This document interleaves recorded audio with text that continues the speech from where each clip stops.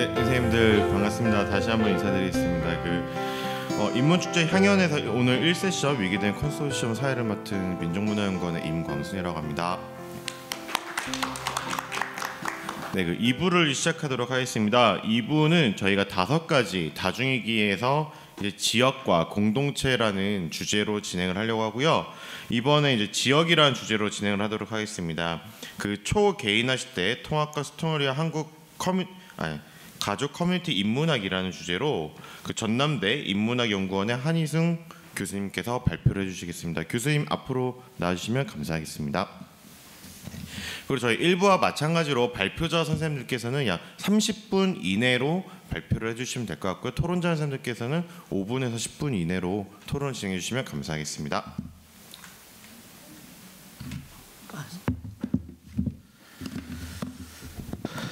네, 안녕하십니까. 전남대학교 인문학연구원에 재직 중인 한인중이라고 합니다. 반갑습니다.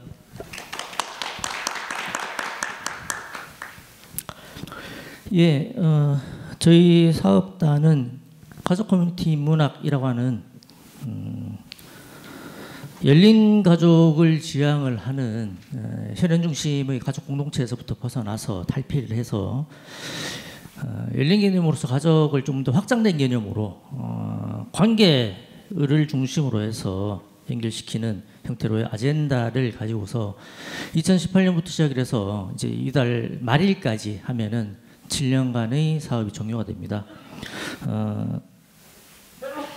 본 이 사업에서 각 지역별로 다니면서 발표회를 진행했었고 저희 호남권에서도 발표를 진행을 했었고 그때도 발표를 제가 했었는데요. 오늘 드릴 말씀은 기본적으로 그때 발표를 했던 것들을 중심으로 주로 저희 사업단에서 7년 동안 이루어왔던 여러 가지 성과들을 중심으로 말씀을 드리되 오늘 저의 목적은 저희 사업단의 성과에 대한 목적을 알리는 것도 물론 중요하긴 하지만 이건 저희뿐만 아니라 지금 현재 한국 사회에서 인문학을 하고 있는 어느 지역이든지 마찬가지로 과연 우리의 설 자리가 어떻게 만들어낼 수 있을 것인가에 대한 좀 고민을 같이 해보는 그런 형태의 것으로서 이번 자리를 저 역시도 오늘 토론을 맡아주신 세 분 선생님과 함께 같이 한번 논의를 해보고자 하는 그런 마음에서 발표를 수락했고 아울러 그런 측면에서 발표를 진행할 것이기 때문에 저희 활동 성과에 관련된 내용들은 간단하게 아주 좀 빨리 스케치하듯이 넘어가고 오히려 뒷부분에 제가 간단하게 좀 덧붙여놨던 부분들이 결국엔 지역에서 인문학을 하면서 어떤 대학 공동체로서의 인문학이라고 하는 게 어떻게 설정이 가능할 것인가, 과연 그게 실천 가능할 거냐, 아니면 그냥 흔히 하는 말로 아카데미 속에서 그냥 매몰되어 있는 그 상태로 그냥 넘어갈 것인가와 관련된 부분들을 좀 말씀을 드리고 이후 토론을 하면서 그 부분에 대해서는 좀 더 실제적인 양상들을 가지고서 말씀을 좀 드려볼 수 있는 그런 시간으로 해보도록 하겠습니다. 크게 목차는 제가 지금 3가지로 목차를 설정했습니다. 일단 저희 사업단 활동하고요. 그다음에 사업단에서 크게 신경을 썼는 부분이 교육활동 부분입니다. 특히 다른 사업단 같은 경우에는 제가 듣기로는 그 대학원 협동과정 또는 일반 대학원 과정을 설정하는 것들이 좀 쉽지 않았던 것으로 제가 알고 있습니다. 근데 저희는 사업단 출발 때부터 협동과정부터 시작을 해서 지금 현재 일반 대학원 인문커뮤니티 융합학과라고 하는 학과까지 지금 만들어서 개설을 하고 있고 올해 3년차 접어들었고요. 현재 지금 재학생이 30명이 넘습니다. 근데 이 부분이 지역에 있어서 인문학이 어떻게 대학원 과정하고 연결될 수 있는 부분인지 하고 좀 연관이 되기 때문에 그 부분을 중심으로 조금 더 말씀을 드리고 마지막으로는 이것을 바탕으로 해서 지역에서 인문학하면서 대학 강단이 아닌 그러니까 실제 필드 현장으로 나갈 수 있는 방법 이런 것들과 관련해서 말씀을 간단하게 좀 드리겠습니다. 저희는 기본적으로 저희가 일반 연구 모델이 아닌 첫 시작부터를 정책 개발, 정책 제안 모델로서 시작을 했었습니다. 그러다 보니까 중간에 나오는 내용들 가운데 앞서 그 생사학 관련된 한림대에서도 그 지표 설정을 해서 했던 것처럼 저희도 가족 질과 관련된 인문 지표를 설정을 해서 그 모델을 만들어낸 바 있습니다. 그게 결국에는 그 지표 설정을 통해서 어떤 새로운 정책을 가족 관련된 새로운 정책을 지자체한테 제안하는 데 있어서의 근거로서 작동된 것들이기 때문에 그런 인문 지표의 모델 또한 아울러 개발하는 정책 제안의 차원에서 여러 가지 연구들을 진행했다라고 하는 점들입니다.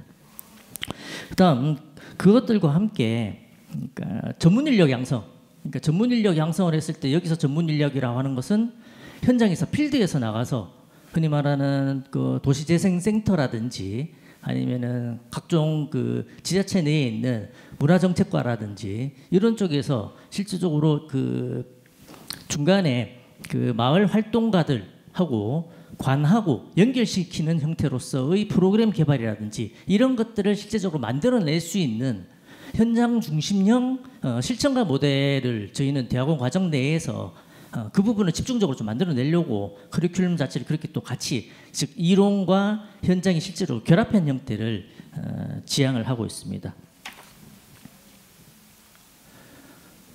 큰 패러다임 저희 아젠다의 모델은 다음과 같습니다.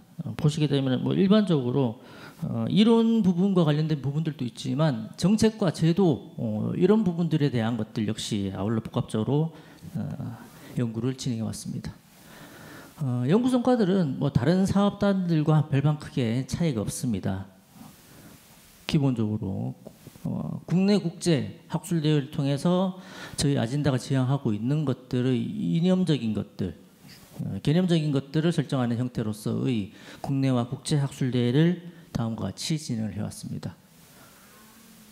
근데 참고적으로 저는 제 전공이 그 고전문학 쪽에서도 가장 좀 고전이라고 할 수 있는 한문학 쪽 전공자라 가지고는 저희가 사업단 출범할 때 융복합 연구, 학제간 연구 이런 거 할 때 정말 엄청 헤맸습니다.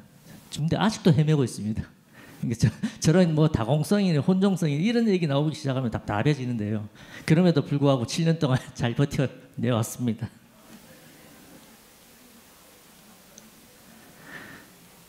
그다음 두 번째는 콜로키움 및 포럼 이런 것들은 주로 그 현장에서 활동하시는 이론 또는 실천가들 그리고 또 정책 관련된 기관에서 연구하시는 분들 이런 분들을 모시고서 이 부분은 주로 정책 제안과 관련된 모델들을 어떻게 마련해낼 것인가 이런 부분들을 중심으로 해서 콜로키움 및 포럼을 다음과 같이 진행했습니다. 지금 보시는 쪽들은 보면은 주로 좀 여러 가지가 섞여 있는데 저게 처음부터 시작을 해서 흐름별로 이렇게 쭉 내려가고 있는 것들입니다. 처음에는 이제 흔히 말하는 전통시대 가족부터 출발을 해서 이후로 내려오면서부터는 이것이 다양한 분야로서 중간에 보시면 서울시 행복지표 저희는 인문지표 만드는 것과 관련해서 이런 콜로키움을 아울러 같이 활용을 했고요.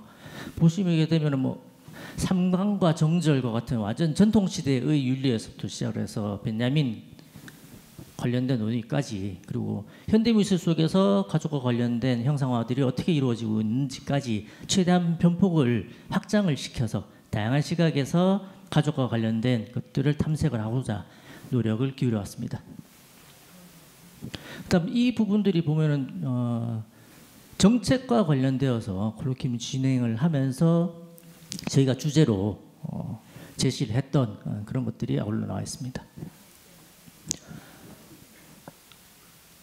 그다음 포럼인데요. 포럼은 제목 보시는 바와 같이 가족 친화 인문 사회 탐색이라든지 그다음 퀴어 지역 청년 그다음 평화 운동 그다음 이런 것들까지 포함을 해서 이런 것들은 주로 지역 사회에 산재되어 있는 인적 자원들 그러니까 흔히 말하는 활동가들 그리고 시민 사회 단체 여기들하고 적극적으로 결합을 해서 저희가 포럼을 통해서 가족과 관련된 여러 가지 정책들을 제안하기 위한 포럼들을 아울러 같이 진행을 해왔습니다. 그다음 세 번째로는 단행본입니다. 이 뭐 다른 사업단도 역시 마찬가지겠지만은 연구 총서, 번역 총서, 그다음 심의 문화 총서. 근데 연구 총서 같은 경우는 저희 사업단에서의 아젠다와 관련된 이론적 논의 성과들을 묶은 것들이고요. 그다음 번역 총서 같은 경우는 저희 가족 커뮤니티라고 해서 가족과 관련된 여러 가지 번역 외국의 저서들을 번역을 해서 출간했고. 전략 총서하고 인문지표 총서의 경우가 정책제안과 관련해서 저희가 마련된 것들이고요. 다음 시민문화 총서는 일반 대중교양 강좌로서 만들어낸 것들을 중심으로 해서 총서 형태로 펼쳐냈습니다. 이게 그 오늘 그 토론자 선생님들 가운데에서도 좀 구체적으로 좀 궁금한 부분에 관련해서 질문을 주신 그런 부분입니다. 그러니까 지표라고 하는 것들이 되게 정량적으로 만들기 위한 과정으로서 설정이 되는 것들인데 인문과 지표라고 하는 것들이 과연 어떻게 이게 결합 가능한 것이냐, 이 부분과 관련된 것들이 저희가 보시는 바와 같이 가족 커뮤니티 인문지표 연구라든지 그다음 인문사회 수립을 위한 기초연구 이러한 성과들을 통해서 만들어낸 바 있습니다. 인문지표 설정할 때는 뒤에 저희 커뮤니티 관련된 커리큘럼과 관련해서 시간, 공간, 주체들과 같은 인문학적인 요소들을 가지고서 그것을 5점 척도의 형태로서 정량화시켜 가지고는 척도 개발을 했습니다. 이것과 관련된 구체적인 사항들에 대해서는 저희한테 개별적으로 따로 연락을 주시면은 해당 총서들을 보내드릴 수 있도록 그렇게 하겠습니다. 그다음 개념어 사전을 저희가 또 만들어냈습니다. 가족 커뮤니티와 관련해서 여러 가지 가족 관련된 친밀성이라든지, 그다음 관계성이라든지, 그다음 뭐 공서 뭐 이러한 것들과 관련된 개념들을 일종의 뭐 그 동력 출판사에서 나오는 페미니즘 사전이라든지 이런 형태의 것들로서 개념어 사전으로서 세 권을 다음과 같이 출간한 바 있습니다. 그다음 번역 총서를 이렇게 출간했고요. 그다음 시민문화 총서는 말씀드린 바와 같이 교양 시민 대중교양 강좌의 측면에서 만들어냈고, 가족 인문학 같은 경우에는 저 강좌를 지금 현재 교양 과목에서 아울러 같이 운영을 하고 있습니다. 그다음 종교하고도 저희가 직접적으로 광주에 있는 천주교구하고 연결을 해서 그 신부님들하고 같이 협동 작업을 통해 가지고는 교양 총서를 다음과 같이 만들어낸 바 있습니다. 그다음 학술지 저희가 만들어내서 일단 등재지까지 만들어놨고요.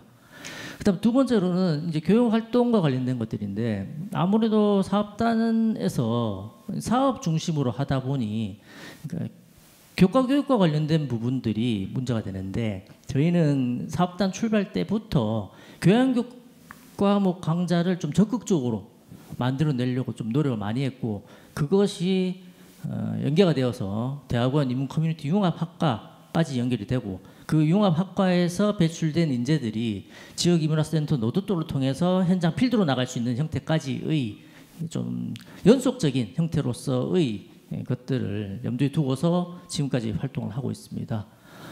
교양 강좌 같은 경우에는 대략적으로 저희가 만들어낸 게 크게 한 5가지 정도 이렇게 강좌를 만들어냈고요. 뭐 제목 보시는 바와 같이 교양 강좌로서의 성격, 그리고 관계성과 관련된 친밀성과 관련된 것들을 중심으로 해서 강좌들을 만들어내서 현재 운영을 하고 있습니다.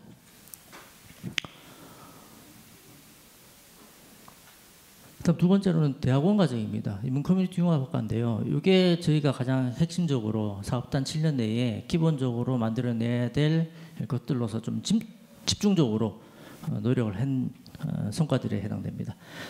교과 영역 크게 4가지로 나눴습니다. 그러니까 이론, 방법론, 조직론, 그리고 실천론의 부분이 저희가 가장 좀 중점을 기울이고 있는 부분인데요. 왜냐하면은 이게 대학원 과정이라고 했을 때 기본적으로 이론적인 측면에 대한 것들을 기본 바탕에 깔고 있기 마련입니다만, 그럴 경우에는 연예 대학원이나 별반 차이가 없이 그렇게 운영되고 그런 식으로 이해되기 마련인데, 저희가 대학원 과정을 처음 만들 때 보면은 외부에서 오히려 마을 활동을 하시는 활동가분들이 이런 과정들에 대해서 흔히 말하는 목마름들이 되게 좀 있었습니다. 그러니까 본인들이 직접 현장에서 마을 활동을 하고 있음에도 불구하고 이런 것들을 보다 좀 조직적이고 체계적으로 배울 수 있는 것들에 대한 수요와 요구들이 지역 사회에서 있었고 저희는 그런 것들을 최대한 좀 적극적으로 반영을 해서 받아들이고 그런 것들을 저희 내부뿐만 아니라 저희는 외부에 계신 또 다른 현장 활동가들하고 같이 매칭을 시키면서 그분들이 현장에 가서 직접적으로 활동하는 것들을 같이 공감하고 직접 실습으로 연결시켜 보고 하는 것들을 적극적으로 할 수 있도록 그렇게 강좌들을 마련을 했습니다. 대표적 6과목들이 다음과 같은 것들을 볼 수가 있습니다. 뭐 제목만 간단하게 말씀드리자면 관계론과 공동체 연구, 페미니즘과 커뮤니티, 커뮤니티 기록물 연구, 소수자 가족 정치와 시민연대 등과 같은 것들이 있는데 보시게 되면 제목보다도 각 교과별로 가지고 있는 이른바 핵심 역량이라고 하는 것들이 이제 좌우축을 중심으로 해서 주체 관계 시공간과 인식 공감 실천이라고 하는 것들이 저희가 인문 지표를 설정할 때 이런 것들을 적극적으로 반영을 해서 인문 지표의 요소로서 집어넣은 것들입니다. 그리고 그런 것들이 각 과목에 있어서도 과목의 성격에 맞춰서 특정한 영역이 조금 더 이 과목 내에서는 활성화될 수 있고 조금 더 집중을 조명을 받을 수 있도록 그렇게 커리큘럼을 설정을 했습니다. 그다음 지역학 인문학센터 노트입니다. HK 플러스 사업 같은 경우는 기본적으로 지역 인문학센터 역할이 대단히 좀 중요했었는데 그리고 그것과 관련해 가지고 각 사업단별로 여러 가지 말씀들을 들어보게 되면은 지역 인문학센터를 운영하는 것들이 엄청나게 많이 힘들었다.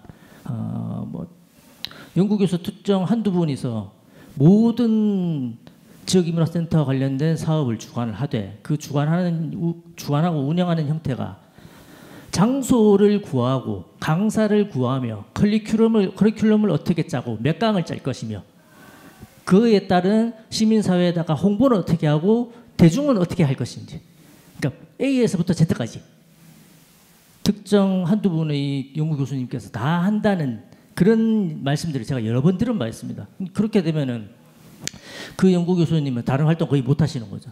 그러다가 이제 지쳐서 나가 떨어지게 되고 그런 경우였는데 저희는 그런 측면에 있어서는 기존의 연구 교수님이나 HK 교수님께서 어떠한 부담도 받으신 적이 없습니다. 이게 제가 드리고 싶은 오늘의 가장 좀 핵심적인 부분입니다.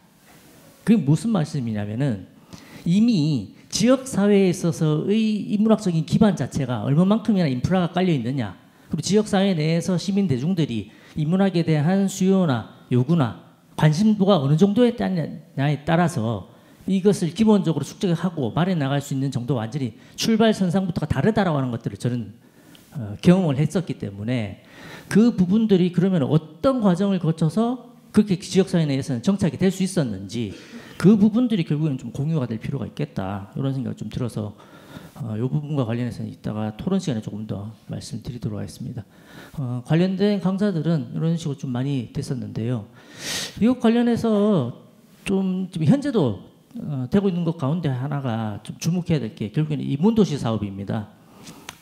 이제 인문도시 사업이 되게 그리 말하는 매해마다 한 10월 말쯤 되면은 인문주간 한 주간 설정을 해서 그때가 되면은 뭐 인문학이 마치 되게 들불처럼 온 대한민국 전체에서 다들 인문학에 대해서 열광을 하는 것처럼 비춰지지만 되게 좀 역설적인 부분들이지 않겠습니까? 인문학이라고 하는 것도 기본적인 나의 삶과 생활 속에서 같이 녹아 들어가야 되는 것도 그게 기본인데 기본에 대해서는 이제 온데간데 없이 사라져 버리고 뭔가 이벤트성 또는 불쏘시개가 있어야만 그나마 거기에 대해서 관심을 가지게 되는 상황으로 더 이것을 밀어놓고 있는 것들은 아닌가라고 하는 회의와 반성마저도 들게 하지만 다른 측면에서는 이런 것들을 어떻게 활용하느냐, 어떻게 이용하느냐에 따라서 지역에서 만들어낼 수 있는 지역의 자산 자체가 달라질 수도 있겠다. 그리고 최소한 제가 있는 광주 지역은 그게 가능했습니다. 그런 부분들에 대해서 말씀을 드리고요. 그다음 인문강좌 관련된 것들이 이제 이후에 만들어질 것들하고 관련되는데 저희 전남대 같은 경우에는 인문주간을 주로 저희 연구원하고 이렇게 운영을 하면서 그러니까 저런 식으로 학교 가운데로 들어오는 정문길인데요. 플라타너스가 쫙 양쪽으로 펼쳐져 있는 길 쪽으로 이제 그 직접 참여하신 분들을 사진을 다 받아가지고는 배너의 형태로서 본인이 직접 이 행사의 주체로서 주체성을 느낄 수 있게끔 하는데 신경을 좀 많이 기울였습니다. 그다음 아까 말씀드린 그럼 실천 지역에서 실천 사례들 어떤 것들이 있냐? 이게 세 가지가 가장 대표적일 것 같습니다. 화순 인문마을 프로젝트하고 비아 까망 인문마을 프로젝트 이런 것들이 있는데요. 이런 것들 관련해서는 토론 시간에 조금 더 구체적으로 말씀드리겠습니다. 저희 실제적으로는 지역 인문학센터의 소장님이시고 이분께서는 지역 사회 내에서 흔히 말하는 뒤에 나오는 실제적인 그 대학 공동체로서의 인문학을 현장에서 필드에서 30년 이상 본인이 직접 일구어시고 활동해 오신 분입니다. 이제 올해 저희가 이달 말로 사업단이 끝나는데 그렇게 되면은 이 선생님께서도 아마 은퇴를 하실 것 같고요. 근데 은퇴를 하시더라도 지역에서 저희 기반 자산 자체는 본인이 거의 일구어 오신 거나 마찬가지이기 때문에 지역에 있어서도 은퇴 이후에도 가만히 계신 분 아니거든요. 항상 끊임없이 활동들을 하시는 분들이기 때문에 저희 연구원에서는 공식적으로 사업이 종료될지라도 이후의 인문학이 실제적으로 그러면 우리가 외부적인 어떤 도움이 없는 상황 속에서 우리가 구체적으로 어떻게 운영해 나갈 수 있을지에 대해서는 이 선생님하고 지속적으로 계속해서 같이 할 생각을 가지고 있습니다. 그 다음이 이제 아까 말씀드렸던 저희 사업단 아젠다하고 그다음에 대학원 학과하고 지역인문학센터 이게 유기적으로 서로 결합이 된 형태로서의 결과인데요. 지금 보여드리는 시민자유대학이라고 하는 것들은 일종의 지역사회 내에서의 대학인문학의 공동체 이런 것들입니다. 그러니까 특정 발기인 몇 명이서 순수 개인 자본을 출연을 해가지고 아까 발문 전에 말씀드렸던 장국동 교수님 같은 경우에도 개인적으로 은행권에다가 3천만 원 대출을 해가지고는 출자금으로 마련을 하셔가지고 같이 활동을 해오고 계시고요. 이 시민자유대학이라고 하는 것들이 지금 보시게 되면 이게 가장 최근 강좌입니다. 지금 화면 보시는 게 보시면은 지금 뭐 거의 전국구적으로 이름을 날리고 있는 매불쇼 보신 분들은 잘 아시겠지만 철학과 출신의 박구영 교수님하고 이런 지역사회에서부터 풀뿌리의 형태로 활동하셨던 분들이 있고 그다음 외부에서도 전문가들 모셔서 오시되 이게 양상이 제가 봤을 때는 약간 좀 다릅니다. 특히 저는 순수 TK라 가지고는 TK 나고 자라서 학교까지 다 나왔거든요. 그러고 난 다음에 사업단 통해서 전대로 가서 흔히 말하는 지역사회에 있어서의 문학의 기반이라든지 활동이라든지 이런 것들이 어떻게 형성되고 운영되고 있는지를 경험을 해보면서 자연스럽게 영남 지역에서 어떻게 운영되고 있는가에 대한 것들도 눈여겨보게 됐습니다. 근데 그 부분들이 저는 가장 좀 핵심적인 부분이 지역에 있는 마을 도서관을 어떻게 활용하는가의 문제. 거기에 따라서 지자체장들이 이 마을 도서관을 어떻게 운영하려고 하는 마인드를 가지고 있느냐. 이게 가장 좀 관건이 될 것 같습니다. 그런 부분들에 있어서는 이 시민자유대학이라고 하는 것들은 흔히 말하는 협동조합의 형태로서 그 조합원들이 출자금을 내고서 거기에 대해서 후원을 하고 그 다음 본인이 듣고 싶어하는 강좌들을 요청을 하고 거기에 대해서 지역사회 내에 있는 인문학자들을 모셔가지고 강좌를 같이 열고 이 선순환의 형태로 계속 돌아갑니다. 그러니까 일방적으로 지역사회 내에서 어떤 특정 강좌를 만든 다음에 여기 관심 있는 사람들 지역에서 오세요. 이게 아닙니다. 지역에서 끊임없이 이 시민자유대학에다가 요청을 합니다. 이번에는 몇 명에서 그룹 모여가지고는 어느 지역에 있는 동네 마을 도서관에서 우리 이런 강좌 하고 싶어. 강사 적절한 사람 보내줘. 이런 형태입니다. 그럼 거기에 대해서 시민자유대학에서 일종의 플랫폼의 형태인 거죠. 플랫폼을 통해 가지고 지역 사회에 있는 인문학자를 중심으로 해서 보내줍니다. 매칭을 시켜줍니다. 그리고 그렇게 해서 활동을 하다가 이 선생님하고 일종의 조가 맞으면은 또 여기서부터 분화가 된 형태의 또 다른 소모임을 또 만들었고 새로운 강좌를 만들고 거기서부터 새로운 유입 인구를 만들어내고 이런 형태로 돌아가고 있습니다. 요거는 홈페이지도 개설되어 있기 때문에 좀 더 관심을 가지시는 분들은 홈페이지 들어가서 살펴보시면 될 것 같습니다. 일단 저희 발표는 이렇게 이상으로 마치도록 하겠습니다. 감사합니다.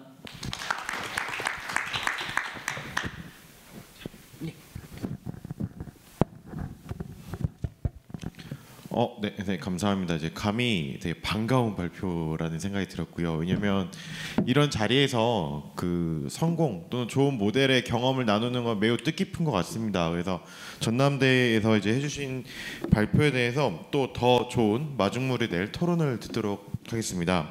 한림대학교 한림과학원의 이경구 선생님, 원광대학교 마음인문학연구소의 장진영 선생님, 동국대학교 불교문화연구원의 김지연 선생님, 세 분 토론자 선생님에게 앞으로 자리해 주시면 감사하겠습니다.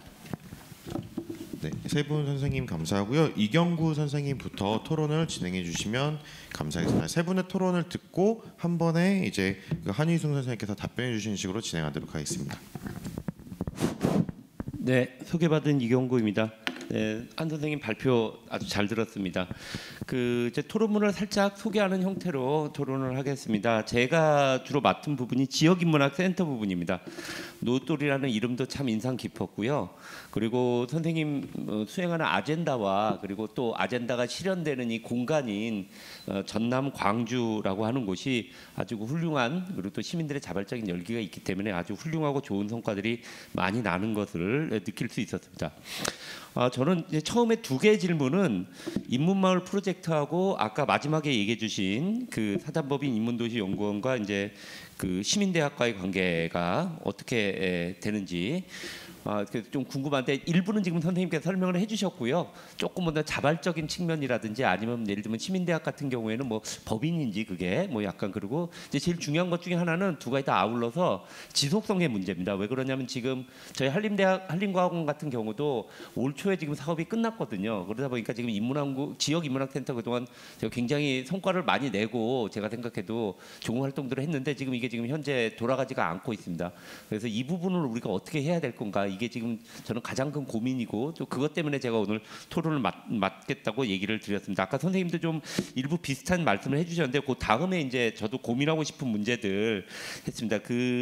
이게 이제 인문한국을 하다 보면은요, 대개 모이는 연구자들이 그리고 공부하고 싶은 사람들이죠. 공부하고 싶고 뭐 교육을 하더라도 교내에서 교육하고 싶은데, 실제 지역인문학센터를 인문한국 플러스에서는 했는데 약간 강제조항처럼 됐었어요. 그래서 예산도 일정 부분을 써야 되고, 그러니까 우리 인문학연구원처럼 아젠다와 실천 현장성이 잘 연결된 것은 큰 문제가 없는데, 문제는 이제 저희 과학원 같은 경우는 개념사를 하는데 이게 지역인문학 거의 관계가 없습니다. 그러니까 결국은 이제 분리돼서 할 수밖에 없어요. 그리고 저희 같은 경우에는 너무 힘드니까 되게 이제 그냥 지역에서 하시는 분들에게 그냥 지원하는 형태라고, 저희 이제 제가 이런 표현을 뭐 하자면 이제 숟가락을 얹는, 저희는 약간 이런 식으로 했는데, 이게 참 저는 고민이 됐었습니다.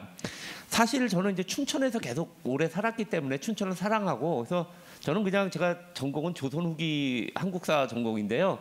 그냥 춘천학을 저는 하기로 했어요. 그래갖고 저하고 그렇게 춘천학에 동의하는 분들이 그냥 했습니다. 저희도 한 2명 정도가 했고요. 그러다 보니까 이게 자율적으로 맡기면 연구자들은 안 하려고 그러고, 강제적으로 하려다 보니까 이렇게 특별하게 나서지 않으면은 어렵으니까 현실적으로 분리가 될 수밖에 없죠. 그래서 결론은 뭐냐면은, 이게 지역인문학은 우리가 연구소에서 하는 어떤 인문학 연구하고는 조금 성격이 다르다. 그래서 현실적으로 이 지역 인문학은 뭐 아젠다가 이렇게 맞는 경우는 상관은 없겠지만, 대부분의 경우에는 관심과 실천 의지가 있는 연구자, 연구소, 기관들, 이런 사람들이 그런 사람들의 지역 인문학으로 다시 설계가 돼야 된다. 아카데믹한 연구를 하실 분들이 지역 인문학에 굳이 강제로 하실 필요는 전혀 없는 거죠. 그래서 지금 현재 지역인문학과 관련해서는 이 인문한국의 역사를 보면 딱 나옵니다. 처음에는 아젠다의 사회확산에서 인문한국 1기 때는 출발했는데, 그거는 의미가 많이 없어서 지역인문학을 인문한국 프레스에서 거의 강제조항처럼 했다가, 지금 인문한국 3.0에서는 자율설계로 돼 있거든요. 이거 자체가 지역인문학을 연구소에서 수행한다는 게 상당히 뭐 여러 가지 이제 문제점이 있거나 내지는 하여튼 그렇다는 걸 보여줍니다. 그래서 저는 지역인문학을 독립사업으로 분리돼야 된다. 그게 중요하고 예산도 따로 설정이 돼야 되고 사업 성격 자체가 다릅니다. 연구하고는 실천 사업이에요. 지역인문학은. 그렇기 때문에 다시 마련하고 의지를 가진 인문학 사업이 선정돼야 된다는 게 이제 제 결론이긴 했는데 그러고서 다시 지원을 해봐. 아까 좀 전에 인문주간 얘기도 하셨지만 실제 지역인문학처럼 되는 거는 지역인문학센터하고 인문주간밖에 없는데 인문주간은 제가 볼 땐 진짜 우승 사업입니다. 지역인문학 하다가 인문주간을 하는 건 상관이 없어요. 근데 인문주간을 설정해가지고 행사 위주로 하고 하는 거는 정말 남는 것도 없고요. 그냥 사업 행사 외에는 그냥 보여주기식 전시 경우가 많아요. 그래서 이게 문제고 또 아젠다 사업이 중속되는 것도 문제고 사실 이 문제는 제가 이렇게 얘기를 하지만은 지금 작년에 계속해서 새로 인문항구 3.0이 어떻게 설계돼야 될 것인가에 대해서 얘기가 나왔던 것들입니다. 그래서 다로 설계돼야 된다 이렇게 얘기가 나왔어요. 그래서 저도 순진하게 그걸 믿고 있었습니다. 그래서 올해 지역 인문학이 좀 독립이 되고 따로 굴러가게 되겠다. 3.0이랑. 근데 뭐 아시는 선생님들 아시겠지만 그 다음 페이지 보면은 초보적이나마 그래서 인문학 센터들이 지역별 네트워크 조직했고요. 지역 인문학은 별도의 프로젝트 제안했고요. 계속해서 그렇게 갈 거다라는 대답을 들었습니다. 그런데 뚜껑 열어보니까 인문항공 3.0에서는 어떻게 설계가 되냐면 자율적으로 맡긴다. 그거 외에는 지금 남은 게 없는 상태입니다. 그래서 저는 솔직히 이 얘기를 조금 우리 연구재단도 그렇고 무슨 인문학자나 이 본부에서 조금 좀 심각하게 생각을 좀 하셔야 된다. 이게 그동안 쌓아왔던 이 좋은 성과들 저희도 춘천에서 나름 이렇게 많은 일들을 해왔었는데 이 부분이 굉장히 지금 또다시 사장될 위기에 있다. 그래서 결국은 사업 주체가 길러지지도 않고 장기 비전이 세워지지 않고 이례적으로 사라질 듯하다. 그래서 저도 곰곰이 또 토론을 작성해 생각을 해보다 보니까 우리 지역인문학과 관련해서 정책 보고서 한번 제대로 수행한 적 있나? 사람 한번 길러본 적 있나? 이제 선생님도 한문학 하시다가 지역인문학에 의지 가지고 저도 조선시대 공부하다가 지역인문학 의지 가지고 이런 분들조차가 차근차근 길러져서 장기적으로 지역인문학 할 수 있는 뭔줄 해봐야겠다. 당장 뭐 예산 내놔라 그런 건 아닙니다. 제가 생각할 때는 정체성과 비전을 정교하는 작업들 정책 보고서도 좀 써봐야 될 것 같고요. 그리고 지역의 지역인문학 고민하는 우리들만 하는 건 절대 아닙니다. 많은 시민단체가 있고 기관들이 있고 학교, 대학교도 고민을 합니다. 예를 들면 라이즈 사업 같은 데서 부속이긴 하지만 하여튼 그래서 네트워크 활성화하고 세미나도 좀 열어봐야 되겠고 지역인문학의 전념하는 활동과 그다음에 안정적인 예산 확보 이런 것들을 조금 해봐야 되겠다. 그냥 솔직히 말하면은 제가 해왔던 지역인문학은 가장 중요한 사업 3개는 학교 라이즈 사업 쪽으로 틀어가지고 해서 당분간은 지원을 받을 수 있게 했어요. 그래서 일단 불씨는 지금 살려놨는데 몇 년 내로 이제 저도 이제 좀 있으면 정년을 하게 되는데 이게 좀 안 되면은 그마저도 나중에 무산될 거겠죠. 그리고 인문학을 수행하는 여러 주체들 지역에서 시민단체, 박물관, 미술관, 도서관 있고 지자체 있고 교육단체 있고 지자체 같은 경우에는 솔직히 말해서 이 지역 인문학 같은 게 일종의 고명이 될 수 있기 때문에 뭐 설득 잘 되면 따올 수 있습니다. 그래서 그런 부분들을 할 수 있는 필드 마련 같은 거 우리가 좀 장기적으로 고민 좀 해봐야 되겠다. 네, 일단 이제 토론은 여기서 마치도록 하겠습니다. 네, 감사합니다. 다음으로 그 원광대학교 장진영 선생님 토론해 주시면 감사하겠습니다. 하나, 둘, 셋, 마이크 테스트. 네, 그 전남대 한은승 교수님 발표 잘 들었습니다. 그리고 또 HK 사업 관련해서 또 이경구 원장님 오셨는데요. 그 2007년부터 HK 사업이 시작될 때부터 지금 산 역사시기도 하고 그 역사를 함께 오신 분이기도 합니다. 저도 2010년부터 HK 사업에 이제 참여하게 돼서 연구 교수부터 해서 지금 이제 마음연구소의 소장을 맡고 있습니다. 10년, 15년째가 돼가고 있는데도 불구하고 학교 내에서는 여전히 연구소의 교수라는 것이 여전히 이제 적극적으로 받아들여진다기보다 하나의 사업을 하는 이제 교수 정도로 이해되고 있다는 점이 여전히 안타깝고요. 그럼에도 불구하고 이제 곳곳에서 HK 교수님들께서 긍정적인 활동 또 학내나 지역에서 큰 역할을 하고 있었다는 얘기는 이제 듣고 있습니다. 다만 이 사업이 지속성을 갖는 것이 굉장히 중요한데 처음에 2007년에 시작됐을 때는 이제 박사학위 소지자들이 굉장히 많이 쏟아져 나오면서 취업의 문제라든지 인문학의 위기 문제들이 이제 부각되면서 또 한편에서는 이제 한국 인문학이 이제 글로벌화되는 과정에서 어떻게 하면 지속적으로 연구소를 지원할 것인가에 대한 고민들이 함께 있었습니다. 그 중에 이제 방금 그 이경 교수님도 말씀하셨지만 그 인문학의 성과들을 사회적으로 확산하는 작업, 그 중에 이제 HK 플러스가 되면서 지역인문학센터 사업으로 확장됐던 것은 굉장히 어떤 면에서 굉장히 힘든 일이었지만 긍정적인 현장에서의 요청에 맞는 인문학의 어떤 대응이었다고 생각하거든요. 그런데 이제 3.0이 되면서 좀 변화가 됐던 것은 한번 재고해 볼 필요가 있다. 특히 이제 지역에서 더 중요한 건 전 지역의 인재라고 생각하거든요. HK 사업의 가장 중요한 특징 중에 하나인 HK 교수, 그러니까는 지역의 인문학을 담당한 전임 교원이 학과에 의지하지 않으면서도 지역에서 연구소를 기반으로 활동할 수 있도록 학문 후속세대를 마련해 줬는데요. 그 제도가 이번에도 3.0 하면서도 후퇴가 됐습니다. 어떤 면에서 보면 지역인문학센터의 후퇴, 자율적인 어떤 운영이나 HK 교수도 자율적으로 하도록 한 것은 전체적으로 볼 때 HK 사업 전반에 가장 중요한 부분에 있어서 좀 더 고려가 되었어야 하는 부분이 아닌가 생각이 듭니다. 저도 이제 그런 질문도 같이 포함되어 있습니다. 사실은 이미 그 교수님께서 한우승 교수님께서 제가 질문하려고 했던 내용을 거의 다 언급해 주셨는데요. 첫 번째는 이제 인문학이 사회적 역할을 하는 데 있어서 어떻게 정책적으로 접근할 수 있겠는가. 이론적인 어떤 논의들은 많이 되지만 실천적인 정책 담론으로까지 가는 건 굉장히 많은 또 스텝이 있는데 그 과정을 실제로는 실현해 가고 거기에 접근해 있다고 보기 때문에 이런 가족 커뮤니티 인문 지표를 기존의 정량 지표에 의지하지 않고 인문학적인 기반의 바탕에서 지표를 만들었던 것은 굉장히 중요한 성과이자 시도였다고 보고요. 그게 어떻게 구체적인 실제 가족 커뮤니티 문제에 있어서 해결책으로 실시됐는지 궁금했었고요. 또 사실 이제 세 번째 더 중요하게 생각됐던 것은 학부에서부터 대학원까지 교육 과정을 설계했는데요. 저희가 처음 시작할 때는 연구에 전념한다라는 취지로 학과를 선택하거나 학과를 하는 것에 대해서 약간 부정적인 시각들이 오히려 있었습니다. 그러나 실제로 저희가 활동하는 과정에서 연구 성과를 아무리 생산하더라도 사회적 확산하는 과정, 혹은 그걸 학문적으로 이제 교육으로 정착시키는 과정에 대한 수요가 굉장히 많았었거든요. 그래서 이제 그게 이후에 이제 사업 과정에서 조금씩 유연화되면서 아마 HK 플러스 사업하는 팀들은 학과에 대한 시도들을 제법 한 걸로 알고 있습니다. 그것이 이제 연구와 교육과 현장까지 통합 시스템으로 운영되는 사례들이 꼭 필요했던 부분인데 아마 전남대에서 시도했던 이번 그 아젠다 프로젝트에서 그걸 잘 해준 것 같아서 되게 좋은 모델이 될 것 같아요. 그래서 그런 모델로서 좀 전국적으로 확산됐으면 좋겠다 해서 그 모델에 대한 소개를 좀 더 자세히 듣고 싶었던 것이고요. 실제로 학문 후속 세대를 양성한다는 것이 HK 사업에 굉장히 중요한 부분인데 더 중요한 부분은 지역의 인재가 지역에서 활동할 수 있도록 지역의 컨텐츠들을 뭐 역사, 문화, 지리, 뭐 하다못해 지역의 어떤 음식이라든지 뭐 다양한 어떤 문화적인 요소들이 있거든요. 그럼 지역의 인재들이 지역의 인문학을 통해서 지역의 가치를 높이고 그 지역의 가치를 통해서 자신의 인문학적 소양들을 지역에 또 환원할 수 있도록 하는 이런 지역의 선순환 구조가 꼭 필요한데 이런 구조가 거의 안 돼 있습니다.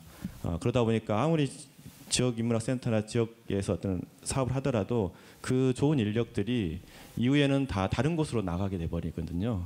그래서 그런 거를 안정적으로 할 수 있는 조치가 좀 필요한데 지금 RIS 사업이나 글로컬 사업 같은 경우도 사실 인문학에 대한 배려가 별로 없습니다. 지역의 현안에 대해서는 적극적으로 대응을 하도록 하는 설계지만 인문학이 거기에 어떻게 참여할 것인지 어떻게 배려할 것인지에 대한 설계가 내용이 충분하게 반영되어 있지 않다 보니까 실제로 사업을 진행하는 과정에서 오히려 인문학이 더 위축될 가능성도 있습니다. 예를 들어 글로컬 사업 같은 거를 하기 위해서는 모학과 예전엔 자율전공에서 1학년만 지나면 2학년 때 자기 과를 선택하는 방식이었지만 지금 졸업할 때까지 과를 선택하지 않고 무전공 모학과로서 이제 진행하는 과정이거든요. 그 비율이 30% 가까이 됩니다. 그렇기 때문에 그 안에서 인기 있는 뭐 과들이나 이런 것들 경우는 혹 남을지 모르지만 자체적으로 좀 더 들어가 보면 순수한 그러니까 전문성을 갖춘 순수 인문학 분야는 거의 사장될 가능성이 높습니다. 뭐 융합이라든지 실천을 염두에 둔 그런 인문학적인 측면은 융합해서 어떻게 할 수 있는 그 여건이 없진 않지만 순수 인문학 관련해서는 앞으로 연구자들이 더 설 자리가 없어진다. 물론 개인 연구를 통해서 그거를 갈 수는 있겠지만 집단 연구로 이런 연구 성과들을 지속적으로 유지하고 소개하는 과정들이 앞으로는 더욱더 어렵지 않을까 이런 우려가 됩니다. 좀 두서없었지만 질문을 덧붙여서 제가 좀 더 말씀드렸습니다. 이상입니다. 네, 감사합니다. 다음으로 동국대 불교문화연구원의 김지연 선생님 토론 부탁드리겠습니다. 네, 안녕하세요. 소개받은 김지연입니다. 네, 우선 이렇게 좋은 자리에서 토론을 할 수 있도록 해주신 민족문화연구원 허은 원장님께 감사드립니다. 그리고 한의숭 선생님 발표를 너무 흥미롭게 잘 들었습니다. 저는 학술활동과 성과에 의의 가족 개념의 새로운 정립과 교육활동과 성과의 실천적 의미, 인문마을 프로젝트의 운영과 성과를 중심으로 토론문을 작성해 보았습니다. 네, 그 138쪽의 2번 항목부터 보시면요. HK 플러스 가족 커뮤니티 인문학의 학술 활동과 성과 중 주목되는 점은 가족 패러다임의 전환으로 이것은 아젠다 통합과 소통을 위한 가족 커뮤니티의 인문사회 패러다임 구축에서 확인할 수 있습니다. 네, 그 아래 단락으로 오시면요. 이러한 프로그램은 이제 단순히 가족의 형태적 변화를 기술하는 것을 넘어 가족의 본질적 기능과 가치를 인문학적으로 재해석하는 작업으로 다양한 주제의 학술대회, 콜로키움, 저역서 및 학술지 출간을 통해 진행되었습니다. 그 가운데 학술대회로는 가족 패러다임의 대전환과 인문학적 지평 등이 있습니다. 콜로키움으로는 가족의 변화와 공동체적 대안, 가족 변화에 대응한 가족 정책 추진 경과와 전망 등이 있습니다. 이제 여기 제가 나열했던 것은 제가 질문하고자 하는 바와 관련했던 콜로키움의 내용이었습니다. 토론 질문을 보시면 사실 저는 이제 1인 가구에 조금 집중을 해봤는데요. 현대의 가족은 가족 구성원에 따라 1인 가구, 비혼 가구 등 다양한 형태로 나타납니다. 특히 1인 가구의 경우 2023년 기준 전체 가구의 35.5%를 차지하면서 그중에 25세에서 34세의 1인 가구가 22.2%로 가장 많다고 합니다. 이런 경향은 1인 가구에 맞춰진 전자제품, 주거 형태 등이 점차 증가하는 것을 통해서도 확인할 수 있습니다. 이와 함께 65세 이상의 1인 가구도 증가하였는데요. 2024년 기준 22.1%로 2021년에 비해 1.5%가 상승하였습니다. 가족 구성원의 수뿐만 아니라 연령 구조를 기준으로 볼 때도 현재 이제 65세 이상 인구 비율이 20%를 넘어서면서 다 아시다시피 고령화 사회에 진입하고 있습니다. 네, 이러한 인구 구조 변화를 반영하듯이 병원 접근성이 뛰어난 주거지를 의미하는 병세권이라는 신조어가 등장했고요. 보건복지부에서는 의료돌봄 통합지원 시범 사업을 추진하고 있습니다. 이와 같은 다양한 형태의 가족, 현대적 가족 위기에 대응하는 과정에서 인문학적 접근이 어떤 기여를 할 수 있을지 여쭙습니다. 특히 개인주의 심화와 돌봄 공백 문제를 해결하기 위한 인문학적 관점과 방법론은 무엇인지도 여쭙겠습니다. 네, 그러니까 결국은 사실 이제 그 학술 대회와 콜로키움을 통해서 이런 주제를 논의하는 과정에서 어떤 구체적인 대응 방안이 마련되었는지를 말씀해 주시길 부탁드리는 바입니다. 네, 세 번째 보시면. 이제 지역인문학센터 노드돌의 이제 다양한 프로그램 가운데에서 제 시선을 특별하게 사로잡은 것은 화순 인문마을 프로젝트, 비아 까망 인문마을 프로젝트, 산수 인문마을 프로젝트입니다. 이러한 프로젝트들은 각 지역의 특성과 필요에 맞춘 맞춤형 인문학 활동으로 지역 공동체 회복에 실질적인 기여를 한 것으로 보입니다. 이에 대해서 이제 이러한 세 가지 인문 마을 프로젝트를 소개해 주셨는데 여기에 대한 목적, 내용, 효과를 조금 더 구체적으로 말씀해 주시길 부탁드리겠습니다. 그리고 이러한 프로젝트가 지역 정체성 약화 등의 문제를 겪고 있는 지역 공동체의 위기 극복에 기여한 부분이 있는지, 그리고 다른 지역에서도 적용 가능한 부분은 무엇인지를 말씀해 주시길 부탁드리겠습니다. 네, 이상입니다. 들어주셔서 감사합니다. 네, 감사합니다. 그 세 분의 토론이 어떻게 보면 층위별로 잘 배치가 된 것 같습니다. 먼저 간단하게 정리하자면 이경구 선생님께서는 어쨌든 오랫동안 지역인문학센터, 지역인문학을 이끌어 오시면서 그것이 HK 사업 이후에 또 어떻게 자립할 것인가, 지역에서 살아남을 수 있을 것인가, 국가 정책과의 관련성 속에서 분명한 문제 제기를 잘 해주셨다고 생각을 하고요. 장지현 선생님께서는 어쨌든 학과 개설의 시도라던가 여러 가지 제도적 노력들이 결국 연구 교육 실천의 연계성, 그리고 지역에서 지역 인재를 어떻게 남길 것인가에 대한 현실적 문제들 이야기해 주셨고, 마지막으로 김지현 선생님께서는 그 전남대에서 이제 실제로 집행하셨던 여러 가지 사업들을 통해서 가족 형태 변화라던가 지역 공동체 위기라는 아주 현실적인 문제들에 어떠한 구체적인 대안들을 만들어내셨는가까지 세 분께서 잘 지적해 주신 것 같습니다. 여기에 대해서 이제 한희승 선생님께서 전체적으로 답변을 해주신 식으로 진행하도록 하겠습니다. 예. 세 분 교수님들께서 이게 제 발표문이 저 엄밀하게 말하면 발표문이라고 하기보다는 그냥 성과와 관련된 것들을 쭉 나열한 형태의 것들인데도 불구하고 기본적으로 고민하는 사항들에 대해서는 공통적인 부분들을 함께 고민하고 있다라고 하는 측면에서 질문들을 주신 것 같습니다. 제가 질문지를 받으면서 이걸 개별적으로 따로 말씀드리는 것보다는 이게 좀 서로 이게 연결된 부분들이 있기 때문에 좀 약간 같이 좀 섞어서 말씀을 드리도록 하겠습니다.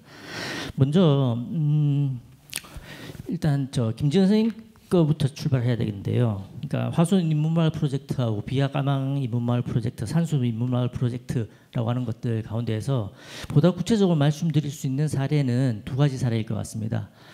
먼저 비아 까망 인문마을 프로젝트 같은 경우에는 이게 아까 제가 말씀드렸던 인문도시 사업이라고 하는 것들이 일종의 촉발된 기제로서 마련된 것들인데요.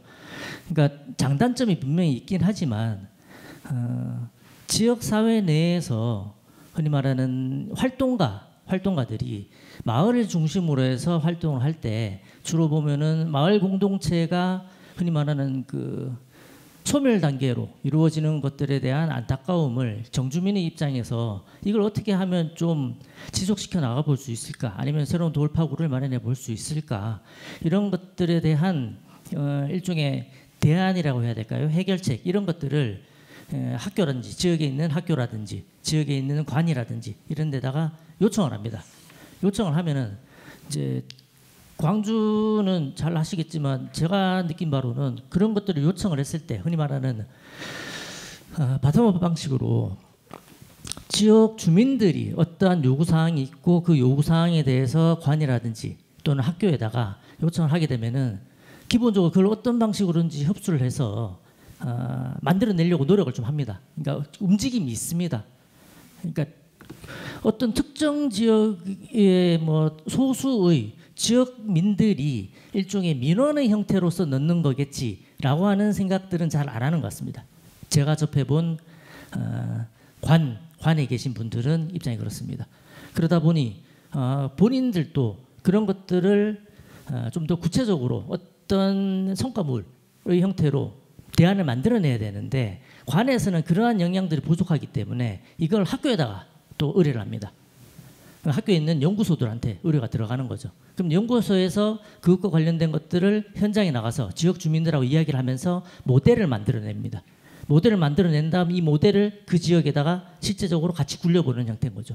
거기에서부터 나온 결과물을 다시 피드백을 해서 뭔가 또 보완이 되고 어떤 것들이 관에서는 더 지원이 되어야 하며 이런 것들이 민관학이 같이 움직이는 형태로의 흔히 말하는 지역 자산의 인프라가 저는 잘 짜여져 있는 것이 기본적으로 바탕에 깔려 있기 때문에 가능한 것들이다. 근데 잘 아시다시피 광주가 다른 지역하고는 그런 지역 자산이 깔려질 수밖에 없는 것들은 5.18이 있었기 때문에 저는 그게 가능했다. 그러니까 5.18을 통해 가지고 말하는 해방권 내에서의 대동세상이라고 하는 것들을 직접 경험해 본 그 경험이 오로지 체화가 되어서 지역 주민들한테 녹아들어 있기 때문에, 그리고 그 5.18을 직접 체험하지 못한 세대들의 경우에는 학교의 교육 현장에서 이제 곧 5월 주간이 다가올 건데 그렇게 되면은 지역 전체가 거기에 대해서는 합의가 되어 있습니다. 그러니까 공교육에서도 저희가 막 흔히 말해서 4.3이라든지 이런 것들을 공교육에서 하려고 하면은 특정 교과가 학교장한테 승인을 받아가지고 계기교육이나 특별교육을 신청해서 그것을 허락을 득해야지 가능합니다. 근데 광주는 그게 필요 없는 거죠. 이미 사회적으로 지역적으로 합의가 돼 있으니까. 얼마만큼이나 이걸 실질적으로 효율적으로 우리 청소년들한테 학생들한테 잘 그러니까 주입식이 아닌 자연스럽게 묻어낼 수 있는 형태로서 교육을 시킬 수 있을 것인가에 대한 고민들이 합의가 되어 있는 겁니다. 그러니까 그런 것들이 지역사회 내에서 알려져 있기 때문에 자연스럽게 지역사회 내에서 요구를 하는 다양한 방식으로의 프로그램들을 요구하는 것들이 지역사회 내에서는 당연한 거죠. 요청을 하는 것들이. 그리고 그런 것들에 대해서 지역에 있는 학교에서는 또 반응을 하는 것들이 당연한 것들이고요. 이런 것들이 기본적인 바탕으로서 알려져 있었기 때문에 저는 이런 것들이 가능했다. 그런 측면에서 비학과목 인문학 같은 경우에는 전남대학교에는 철학연구센터하고 그다음 그 광주에 있는 광산구가 인문도시 사업을 수주를 하면서 4년 연속으로 수주를 했었는데 그 밑바탕 하에서 철학연구센터하고 기반이 되어가지고는 이 인문마을 프로젝트를 만들어내고 선순환 형태로 계속해서 돌려왔습니다. 이제 그게 한 4년 정도 지속적으로 프로그램이 만들어지고 운영이 되고 피드백이 되고 이게 이루어지다 보니까 자연스럽게 그 지역 내에서는 최소한 뭐 모델 하나는 딱 만들어지게 된 것들이죠. 근데 요 모델하고 화순하고는 또 다릅니다. 이제 화순 같은 경우에는 광주 지역 이제 서남부 지역이 있어가지고는 흔히 말하는 그 베드타운의 형태거든요. 그러니까 화순 지역 같은 경우는 전형적인 농촌, 그러니까 도시 지역에 붙어 있는 농촌 지역이기 때문에 거기에 정주하고 있는 인구들은 주로 노년층 아니면은 청소년층들입니다. 그러니까 그 대상을 타겟으로 해서 노년층들에 대해서는 문해력 교육을 하는 형태로 실제적으로 활동이 들어갔고요. 반면에 청소년층 같은 경우는 상대적으로 문화적인 혜택을 받을 수 있는 것들이 상대적으로 소외되어 있고 상대적으로 부족하기 때문에 그런 부분들을 집중적으로 케어해 주는 형태, 일종의 좀 지역사회 내에서의 공동체 돌보는 형태로서 이게 화순에 있어서는 인문마을 프로젝트가 가동이 그렇게 되었었습니다. 실제적으로. 이제 이렇게 된 상황 속에서 실제적인 어떤 성과물들이 나오기 시작하니까 이 성과물을 가지고서 관에다가 조금 더 적극적으로 여러 가지의 요구사항들에 대해서 요청을 더 하기 시작하게 된 것들이고요. 관의 입장에서는 성과물들이 나오고 지역민들의 반응과 호응이 좋다 보니까 이런 모델들을 조금 더 다양하게 내달라라고 하는 것들이 또 학교 측에 또 의뢰가 들어오고 그럼 연구소 측에서 그것을 또 적극적으로 반영을 하고 이런 것들이 이루어졌고요. 이것과 관련해서 이게 또 후속 세대하고도 또 관련되는 것들이 그러니까 제가 아까 발표를 할 때 말씀드렸던 것 가운데에서 지역 도서관을 좀 잘 활용할 필요가 있다. 그럼 지역 도서관이라고 하는 것들이 광주 같은 경우에는 흔히 말하는 마을 도서관, 동네 도서관, 그러니까 도서관인데 정말 작은 공간 내에 탁자 하나만 있을 정도의 공간인데 그 공간에 모여가지고 지역민들이 일종의 사랑방의 형태로 모이게 됩니다. 모일 때 그냥 시간 남아서 모이는 게 아니라 모이더라도 우리가 뭐 쌀동이라든지 이런 형태처럼 독서 토론이라든지 이런 형태로서 모임이 이루어지면은 그걸 자기네들끼리 동호회 형태로 굴리다가 요거 조금 더 우리가 좀 체계적으로 하고 싶어. 그러면은 요걸 관에다 요구를 하는 거죠. 근데 그 요구를 할 때 바로 민원의 형태 요구를 하는 게 아니라 이런 것들을 중간에서 매개를 해주는 그 센터가 도시재생센터가 이런 역할들도 하고 있습니다. 그러니까 도시재생센터가 관하고 민하고의 사이에 있으면서 이것을 중개해주는 그런 역할들을 하고 있고요. 도시재생센터 내에서 보면은 활동가들이 관에다가 직접 얘기를 하면은 관에서는 활동가들이 얘기하는 것들에 대해서는 이제 돈을 더 지원해 달라라고 하는 조금 인식을 하니까 활동가들 입장에서는 정말 희생과 헌신을 밑바탕에 깔고서 우리 마을이 조금 더 살기 좋은 마을로 살기 위해서 활동하는 것뿐인데 관에서는 자기네들을 그런 식으로 인정해 주지 않고 뭔가를 조금 더 뭐 좀 일종의 관에 대해서 뭐 왜 이런 활동도 안 하느냐라든지 뭔가 트집을 잡거나 문지시하는 것들로서 여겨지는 것들에 대한 좀 억울함들을 많이 가지고 계시거든요. 근데 그런 것들을 도시재생센터가 활동가들의 그 입장이나 생각들을 수렴을 해서 관한테 전달을 해주고 관하고 이제 중개자적인 역할을 하면서 활동가들하고 관이 연계될 수 있도록 하는 형태로서 작동이 되고 있고 이런 도시재생센터가 센터의 이름은 도시재생인데 실제적으로는 도시재생을 하는 데 있어서 건축의 개념으로서 들어가는 게 아니라 도시를 재생하는 데 있어서 결국에는 사람이 중심이다. 사람이 핵심이니까 이 사람들끼리를 어떻게 모일 수 있는 구조로 만들어낼 수 있을 것이냐에 대한 고민들을 실제적으로 현장에서 수행하고 계신 분들입니다. 그러니까 그런 분들이 마을 도서관 작은 단위라든지 또는 큰 단위로 이렇게 들어가면서 거기에서 결국에는 큰 단위의 도서관들은 또 지자체하고 연결이 돼 있으니까 그런 것들을 또 중개하는 역할들을 하고요. 그랬을 경우에 광주 지역 같은 경우에는 지금 보시면은 지금 저 왼쪽에 나와 있는 저 사진처럼 우리가 잘 알고 있는 변상욱 기자라든지 뭐 시국과 관련해서는 유명하신 분들을 모셔오기도 하지만 전적으로 그렇게 일관하지 않습니다. 그러니까 지역 사회 내에서 그러니까 예를 들면 이제 전남대 출신 선생님이 해당 라디오 방송 이런 데 가가지고 지역 사회와 관련된 것들을 끊임없이 연속 강좌의 형태로 꼭지 하나 맡아서 하시고 그분들이 저런 현장에서 같이 또 활동을 하시면서 강연도 하고 그러면서 그 모습을 배우고서 학부생부터 시작을 해서 대학원 올라옵니다. 그러니까 전남대 철학과가 제가 보면 되게 좀 특이한 케이스인데요. 제가 알기로는 서울대 철학과 제외하고서는 전남대 철학과가 대한민국 내에서는 교수 수가 가장 많은 것으로 알고 있습니다. 그리고 매 학기별 한 두세 명씩은 학부 출신들이 고스란히 대학원으로 올라옵니다. 근데 저희 입장에서 봤을 때는 이게 선뜻 잘 이해가 안 되는 부분이거든요. 다른 과 같은 경우는 철학과 자체가 없어지는 경우도 되게 많은데 여기는 왜 이렇지? 이렇게 보니까 그러니까 학교에만 매몰되지 않는다면 그러니까 결국에는 계속해서 배출이 되면은 학과에서 거기에 따라서 뭐 교양 강좌라든지 교수 수를 늘려주냐 그건 아니란 말입니다. 그건 분명히 쿼터가 딱 걸려 있음에도 불구하고 그걸 모르는 것도 아닌데도 불구하고 대학원을 공부하러 오는 친구들이 있거든요. 근데 그 친구들을 봤더니만 학교 강단에만 매몰되어 있는 게 아니라 저런 과정들을 옆에서 보고 들으면서 겪으면서 경험하면서 현장으로 필드로 직접 나가는 것들에 대한 거리낌들이 별로 없습니다. 그런 것들이 밑바탕에 깔려 있다 보니까 선순환 형태로 순수하게 공부하고 싶은 친구들도 올라오는 겁니다. 그런 것들이 밑바탕에 깔려 있다 보니 이제 저희는 그런 것들을 또 포착을 해내면서 더군다나 저희는 그 인문 커뮤니티 융합학과를 만들면서 현장에 있어서의 그 요구들 이런 것들을 받아들이되 처음에는 저희는 마을 활동가 분들이 저희 대학원에 엄청 많이 오시거든요. 오셔가지고는 본인들의 하소연을 엄청나게 많이 하십니다. 본인들은 현장에서 가장 직접적으로 모든 것들을 보고 듣고 전달하고 활동하고 경험하고 실천하고 있는 활동가들인데 관에서 제대로 된 인정 못 받는 것에 대한 억울한 분노를 막 가지고 계세요.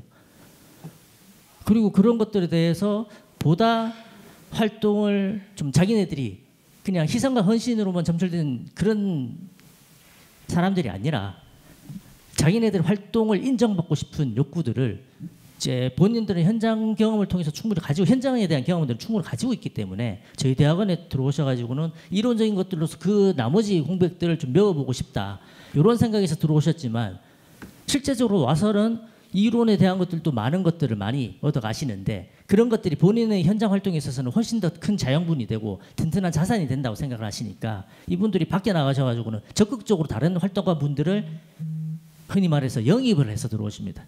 저희 대학원을 많이 데리고 오시거든요.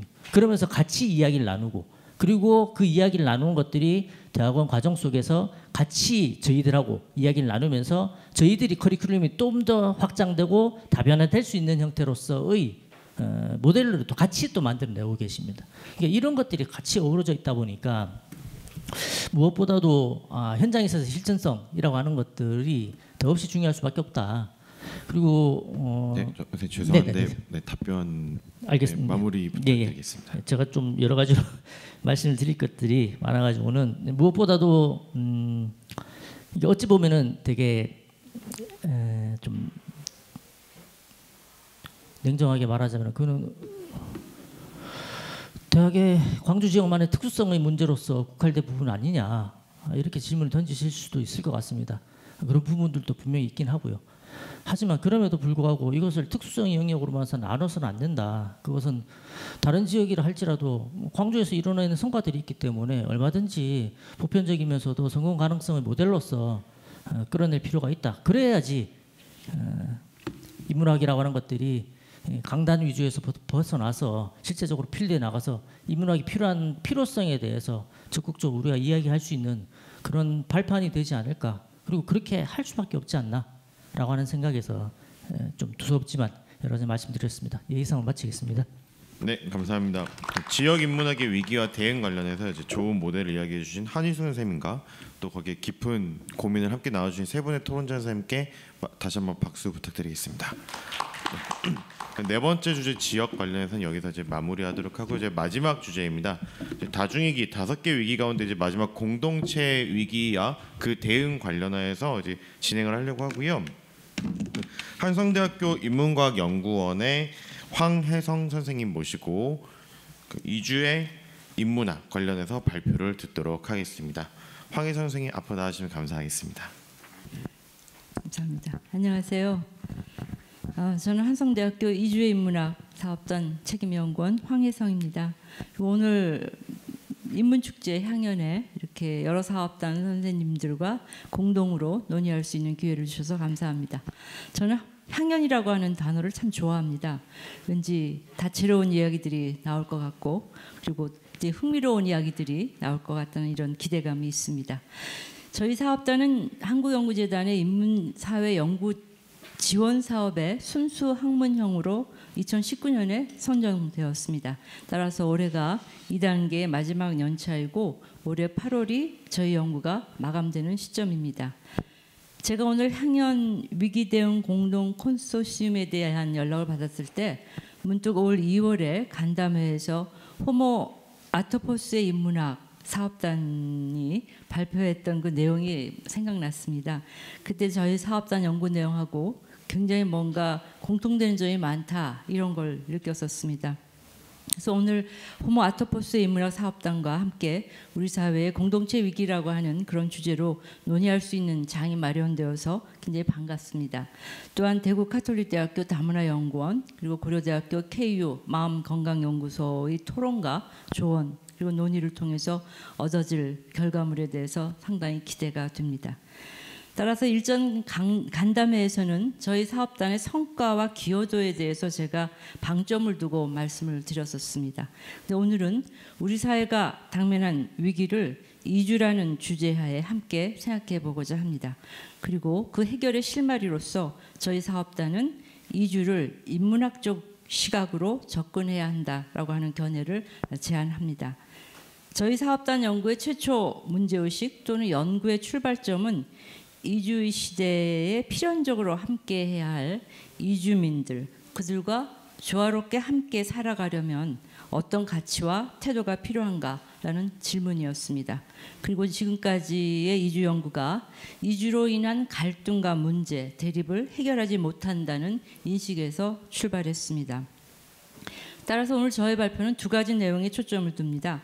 첫째는 왜 이주를 인문학적 시각으로 접근해야 하는가, 즉 이주의 인문학의 필요성과 의의를 먼저 말씀드리고 두 번째로는 저희 사업단이 성과 활용과 확산을 위해서 어떻게 노력해 왔는가 그리고 이 발표를 통해서 궁극적으로 이러한 노력이 다른 사업단들의 연구와 어떤 시너지 효과를 가져올 수 있는가라는 거 그리고 그것을 함께 고민하고 싶었습니다. 발표는 자료집을 읽어가는 방식으로 하겠습니다. 사실은 챗GPT에게 근사한 PPT를 만들어 달라고 부탁을 하려고 했었습니다마는 사람은 보는 것보다 읽는 것을 제일 잘 기억한다고 합니다. 이건 시험을 통해서 나왔다고 합니다. 그래서 저는 그냥 자료집을 함께 읽어가는 형식으로 발표를 하겠습니다. 143페이지입니다. 약간 띄어가면서 읽겠습니다. 같이 읽어주시기 바랍니다. 21세기는 이주의 시대라고 말합니다. 국제 이주자 수가 2억 4,400만을 넘은 현재 세계가 이주의 시대라는 사실에는 아무도 이의를 제기하지 않습니다. 이주는 전 지구적 변화를 이끄는 요인으로 현재 작용하고 있으며 앞으로 반세기 동안 이주는 인류가 당면한 가장 중요한 시험대가 될 것입니다. 이제 증가하는 이주민과의 마주침은 필연적이며 공통된 문화와 민족적 기원을 공유하지 않은 사람들과 함께 살기를 요구받고 있습니다. 그들과 함께 살아야 하는 과제가 현대인들에게 주어진 셈입니다. 우리나라의 경우에도 2024년 9월 기준으로 국제 체류 외국인 수가 268만을 넘어섰고 우리나라 총 인구의 5.2%에 달한다고 합니다. 우리 사회는 이미 다문화 사회에 진입했으며 외국인 300만 명 시대는 현실로 다가오고 있습니다. 그리고 또한 우리 사회가 저출산과 고령화 문제로 인해 가지고 인구가 감소되고 있는 상황이며, 그리고 2070년이 되면 우리나라 65세 이상의 인구가 48%에 이를 것으로 예상하고 있기 때문에 계속해서 적극적인 이민 유치가 가속화될 그런 전망입니다. 이주와 이주자 문제가 한국 사회의 근간을 흔들 수 있다는 잠재적 불안과 더불어 이주에 대한 관심은 날로 커지고 있습니다. 한편 우리 사회의 이주에 대한 대응은 다문화 정책을 앞세우며 그들의 음식과 문화를 소개하는 축제나 우리의 역사와 문화를 가르치는 등 그들로 하여금 한국 사회로의 동화를 요구하고 있습니다. 이러한 일방적인 정책과 대응으로는 이주가 내재하고 있는 복잡하고 다층적인 문제를 풀어나갈 수가 없습니다. 이제 이주에 관한 논의는 더 이상 미뤄둘 수 없으며 우리는 이주민들이 형성하는 공동체와 어떤 관계를 맺어야 할 것인지를 고심해야 할 때입니다. 그리고 지금 이 시점에서 그 어느 때보다 이주에 대한 인문학적인 사유가 요구되는 이유가 여기에 있습니다. 즉 더불어 행복하기 위해서는 이주자를 수동적인 타자나 열등한 존재가 아니라 일상과 문화를 변화시키는 역동적인 존재로 파악해야만 합니다. 그래야만 고도 모빌리티 시대, 탈경제 시대에 이주로 야기되는 갈등과 편견을 극복하고 소통의 공동체를 이루어 나갈 수 있다고 생각이 됩니다. 기존 연구 방법에는 한계가 많습니다. 그래서 이주의 인문학은 이주를 인문학적인 관점에서, 즉 인간을 중심으로 총체적으로 연구하려는 시도입니다. 기존의 이주 연구는 이주를 사회 갈등과 사회 문제를 보고 경제적 시각에서 분석하고 법과 정책 방향을 제시하는 것을 목표로 했습니다. 따라서 종합적이기라기보다는 분절적인 작업이었습니다. 물론 이런 연구들이 어느 정도 성과가 있었습니다. 하지만 오늘날 소위 이주 시대에 필연적으로 함께 살아가야 하는 이주민과 이주 자체에 대해서 긍정적인 인식을 형성하는 데는 실패했다고 생각됩니다. 단일 민족 및 단일 문화에 익숙한 일부 기성세대들은 여전히 이주를 갈등, 차별, 범죄 등과 연결시키고 있으며 우리와 그들을 구별하는 의식에서 벗어나지 못하고 있습니다. 이제 갈등과 대립을 극복하고 상생과 공감으로 이어지기 위해서는 이주를 인문학적으로 성찰하고 접근해야 한다고 생각됩니다. 이주의 인문학은 인간은 이주하는 본성을 지닌 호모 미그란스임에 착안하여 이주라는 창을 통해서 인류의 역사와 인간의 삶을 연구하고 재해석하는 새로운 사유입니다. 따라서 하나의 정체성 아래 단일성과 통일성을 확립한 집단을 이상화해온 정주주의와 이에 기반한 정주인문학의 한계를 비판하고 이를 넘어서서 새로운 인문학적 패러다임을 모색합니다. 인류의 역사는 이주의 역사이며 인구 성장, 기후변화, 생산 증대 및 교역, 전쟁과 정복 등의 이유로 크고 작은 이주들이 끊임없이 이어져 왔습니다. 이처럼 인류 역사가 이주의 역사임에도 불구하고 정주인문학은 이주를 정주에서 벗어난 예외적인 현상으로 간주해왔고 정주사회가 문명사회라고 하는 등식을 만들어냈습니다. 그리고 이를 바탕으로 국가, 민족, 종교로 구획하고 갈등하고 반목해 왔습니다. 따라서 제국주의, 식민주의, 민족주의, 애국주의와 같은 담론에 갇혀 있었습니다. 그럼으로써 민족적 단일성이라는 신화가 창조되었고 19세기 말 민족주의 기치 아래 국민국가들은 자국의 역사를 찬양하는 글을 쏟아냈습니다. 이는 결국 이주라는 요인을 간과한 채 국가를 사유한 결과라고 생각됩니다. 하지만 이제 이주의 시대에 들어서 국민국가는 도전에 직면하고 있습니다. 국민국가는 정치체제로 국가와 국민이 결합된 통치조직으로서 정주라는 원칙에 기반합니다. 즉 고정된 영토를 지닌 국가는 개인을 집단적으로 파악하며 개인은 태어나면서부터 국가에 속합니다. 여기에 국가는 일종의 속함을 보증하는 멤버십 형태로서 국민을 또 다른 근간으로 삼고 있습니다. 따라서 동일한 민족이 지리적 역사적 경계로 구획되는 민족과 국가를 정상적인 사회로 인식해 왔습니다. 국가는 언제나 국민의 이주를 규제해왔고 국경을 넘어선 이주는 양국 간에 그리고 국제적인 외교 정책이 수반되어야만 합니다. 하지만 오늘날 그 어느 때보다 국경을 넘어선 이주가 빈번해지고 영토와 국민을 기반으로 하는 근대 국가의 정체성에 심대한 충격이 가해지고 있습니다. 국경을 넘어선 이주는 국민국가의 도전장을 내밀고 있으며 그리고 새로운 사회를 요청하고 있습니다. 그리고 새로운 사회로서 저희의 이주의 인문학, 저희 사업단은 이주의 인문학을 제시합니다. 이주의 인문학은 하나의 정체성과 통일성에 기반한 정주주의와 이에 입각하여 우리, 타자, 주류, 비주류, 중심, 주변 등으로 구분하는 이분법적인 사고를 비판적으로 성찰합니다. 그러므로 이주가 인간의 역사 속에서 변화를 추동한 지속적이며 구체적인 힘이자 운동이었음을 강조합니다. 여기에 이주를 하나의 현상으로 보는 단선적인 시선을 넘어서서 이주의 다채로운 면모들을 연구합니다. 따라서 소위 타자의 다름을 인정하고 그들과 공감하는 망달리대를 기르는 것을 목표로 하고 있습니다. 이러한 목표하에 이주의 인문학은 이주와 이주민으로 인해 변형하고 융합하는 문화와 사회를 연구합니다. 그리고 이를 통해 이주민을 적극적인 행위자로 자리매김하고 궁극적으로는 소통하고 상생하는 공동체를 수립하는 것을 지향합니다. 따라서 일방적으로 동화를 강조하는 다문화주의가 아니라 문화 간의 혼종과 융합 속에서 새로운 문화가 만들어진다는 인식을 확산시키기 위해서 이주의 인문학을 제시합니다. 이주의 인문학은 모빌리티 전환의 영향하에 연구의 방향과 방법을 설정했고 이주의 인문학은 방법론적으로 학제 간 접근을 시도합니다. 그 도표가 하나 있는데요. 저희 연구원들이 7사람의 공동연구원과 3사람의 전임연구원 그리고 2사람의 학생연구원으로 구성되어 있습니다. 그래서 저희들의 여기 도표에 있는 이러한 각 서로 다른 어떤 전공을 하는 분들이 함께 모여서 이주의 인문학을 수행하고 있었습니다. 모빌리티 전환은 하이 모빌리티 시대라 불리는 오늘날 모빌리티 테크놀로지는 사람 삶을 정보 이동뿐만 아니라 바이러스를 포함한 미생물까지도 확산시키고 공간 구성과 인구 배치의 변화, 노동과 자본의 변형, 사회적 관계 이동을 수반하고 있습니다. 여기에 구글 프로젝트와 우주유원과 화성 식민지 건설이 현실화될 경우 지구라는 공간의 경계까지도 초월할 것으로 생각이 됩니다. 이에 모든 것이 움직이고 이 움직임은 사회적인 의미를 지닌다는 주장과 함께 모빌리티 전환이라고 하는 새로운 패러다임이 등장했습니다. 언어적 전환, 문화적 전환, 그리고 공간의 전환과 같은 근자의 전환들에 이어서 2000년대 중반에 등장한 모빌리티 전환은 운동성을 현대사회의 가장 중요한 요인으로 간주합니다. 따라서 사람은 물론 사물, 사상, 지식, 문화까지도 지속적으로 이동 중이며 사회, 경제, 공간조차도 고정된 것이 아니라고 생각합니다. 모빌리티 패러다임의 영향으로 이주를 운동성 측면에서 재해석하는 이주학이 2010년대 중반부터 하나의 학문 분과로 부상하고 있습니다. 이는 이주 연구의 최신 경향으로 트랜스내셔널 이주 연구를 보완하며 그 한계를 넘어섭니다.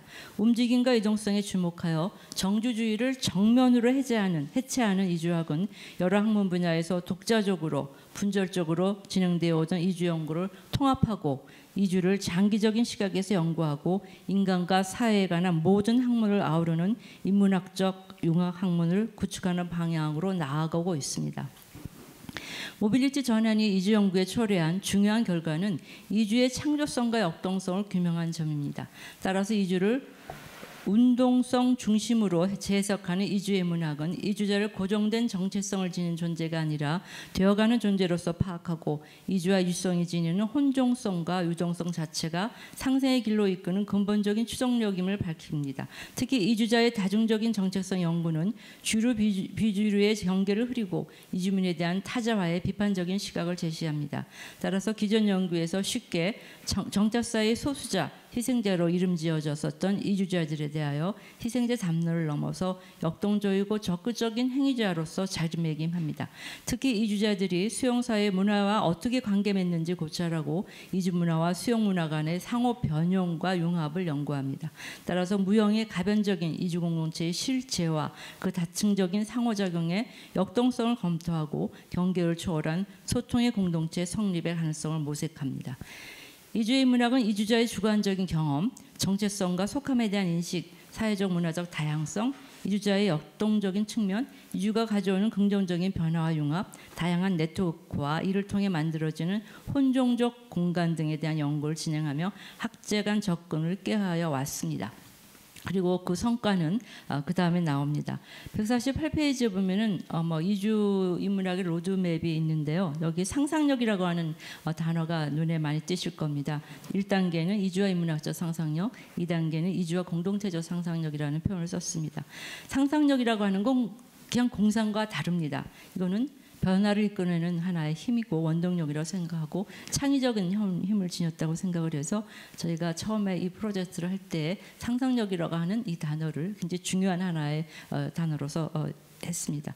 자, 이 같은 로드맵에 기반하여서 저희 사업단은 그 다음은 제가 사실 좀 빨리 건너뛰는 겠습니다. 1단계 연구로 이주와 인문학적인 상상력을 했고 1단계 연구에서는 이주 인문학 연구에 있어서 이주한 인간에 주목했습니다. 따라서 이주자를 부정적으로 바라보는 시각을 비판하고 그들이 문화적 변형을 주도하는 적극적인 행위자임을 규명을 했습니다.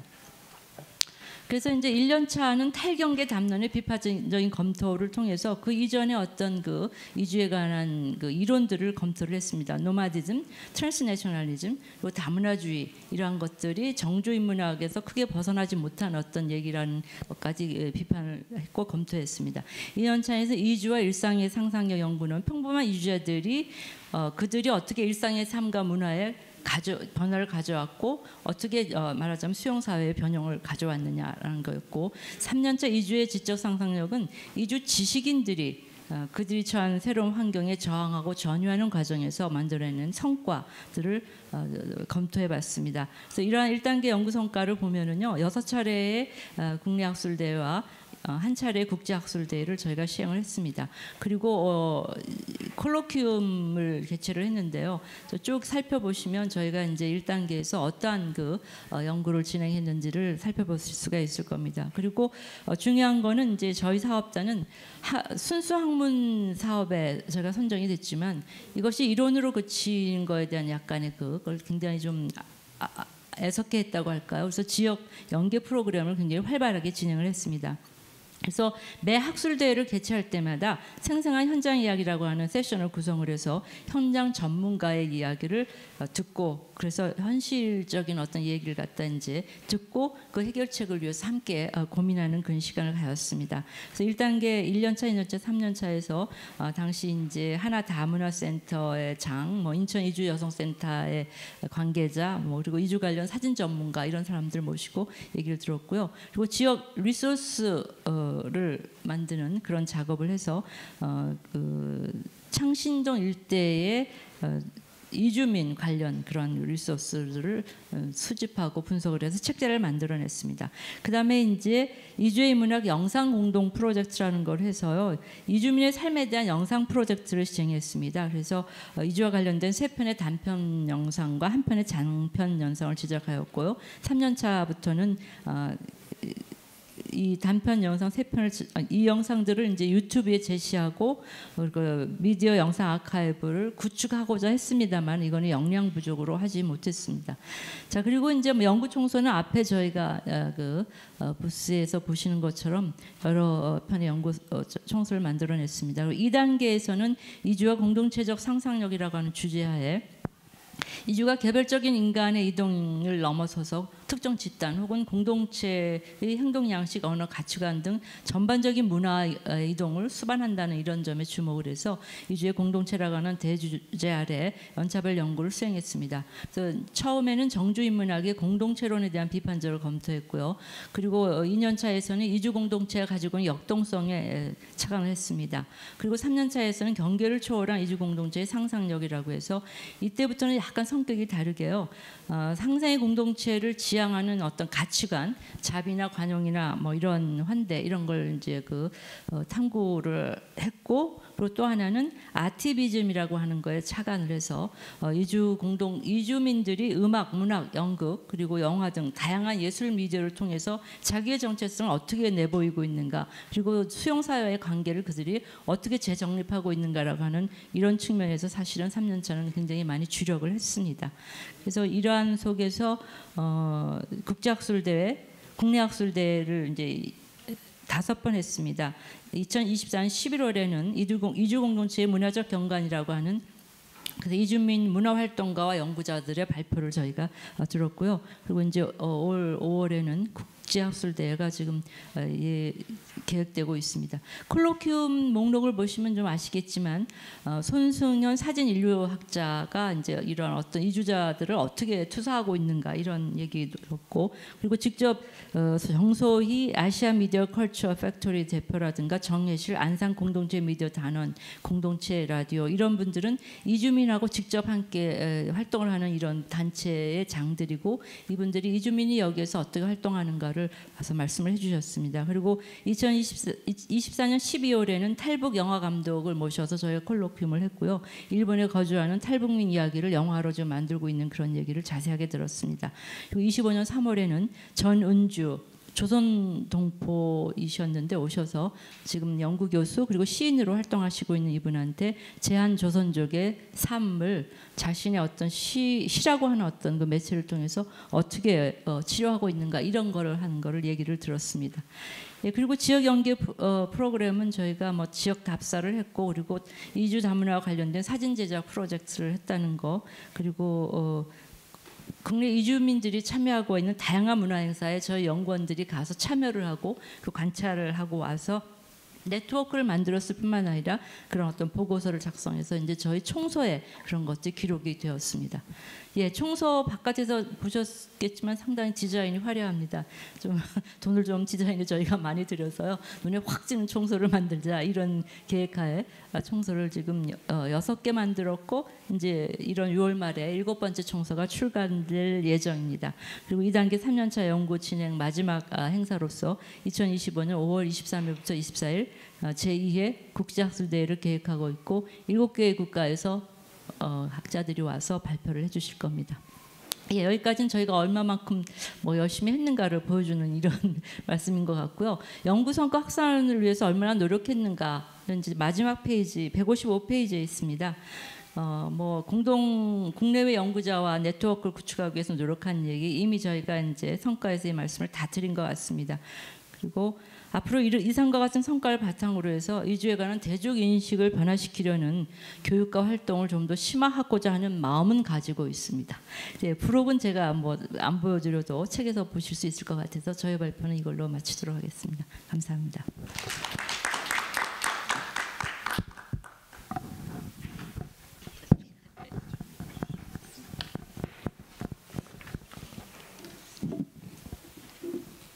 네, 발표해 주신 황혜선 선생님께 다시 한번 감사드리고요.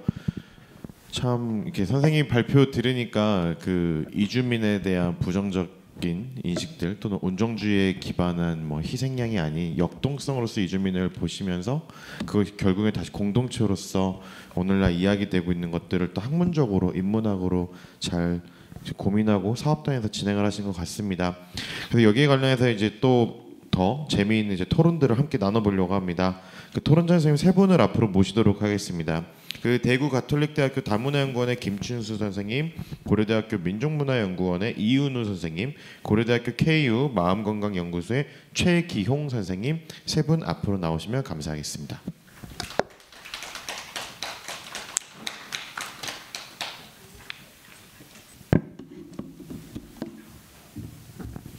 네, 세 분 선생님 감사하고요. 그 앞선 주제 토론과 마찬가지로 약 5분에서 10분 정도로 토론을 진행해 주시면 될 것 같습니다. 먼저 대구 가톨릭대학교 김춘수 선생님 토론부터 듣도록 하겠습니다. 네, 안녕하십니까. 대구 가톨릭대학교 다문화연구원의 김춘수라고 합니다. 뭐 어떻게 하다 보니 또 이렇게 이주와 또 이렇게 토론을 하게 되었습니다. 이번에 한성대학교 인문과학연구원의 이주의 인문학 사업단에서 주도한 이주의 인문학이라는 연구는 정말로 이주가 일상화된 현 시점에서 정말로 다른 물론 뭐 AI나 다른 것도 있지만은 모든 것들이 현실에 맞는 적합한 그런 주제라는 측면에서는 저는 더더욱 이 주제가 마음에 들었습니다. 그래서 뭐 다른 토론들은 이제 요 책자에 보시면 알 것 같고, 저는 이제 우리 교수님께 몇 가지 조금 아쉬운 점이 있어서 이제 그 부분도 좀 말씀드릴까 합니다. 가장 첫 번째는 이주도 어느 학문으로서 하다 보니까 용어 자체가 너무 어렵습니다. 솔직하게. 그래서 예를 들면은 망달리 때나 이런 말들, 이것이 과연 물론 더 쉬운 말도 없어서 사용했을 수도 있지만 조금 더 일반적으로 인문학이라고 한다면은 물론 학문이라는 것들이 또 고급일 수도 있지만 조금 더 사회에 환원된다는 측면에서 본다면은 조금 더 이런 용어들의 순화가 조금 필요하지 않았을까라는 생각이 좀 들었고요. 그리고 두 번째는 어떤 정책적인 실천, 지금 이주민들이 한국 사회에 들어와서 많은 문제점들이 이렇게 지금 계속 드러나고 있는데, 지금 이주와 관련해서 이주민과 관련해서 정책의 가장 큰 문제점은 너무 시혜적으로 가고 있다라는 측면입니다. 항상 뭔가를 해주면 이주민들은 좋아할 거라고 하지만은 제가 만나본 이주민들은 해주니까 너무 싫어요. 자꾸 우리가 거지냐고, 우리도 먹고 살만한데 왜 자꾸 연말 되면 쌀 주냐고, 그 쌀도 좋지도 않은 쌀. 제가 예를 들면 제가 만난 이주민은 청도에서 샤인머스키 농장을 하시는데 인터뷰를 갖다 저보다 낫더라고요. 저보다 연봉이 한 3배 정도 넘더라고요. 그래서 그래도 이주민이기 때문에 연말에 지원을 받습니다. 쌀을. 그거 뭐 아십니까? 그러니까 당모이 준다 그러더라고요. 그래서 그런 측면에서 본다면 조금 더 무조건 주기보다는 좀 주는 사람도 기분 나쁘고 받는 사람도 기분 나쁘는 그런 상황이 조금 발생하는 다른 점에서 조금은 이런 인문학을 하시면서 이것이 과연 정책적으로 조금 더 개선의 방향성을 제시할 수 있을지, 그런 문제들도 조금 생각이 듭니다.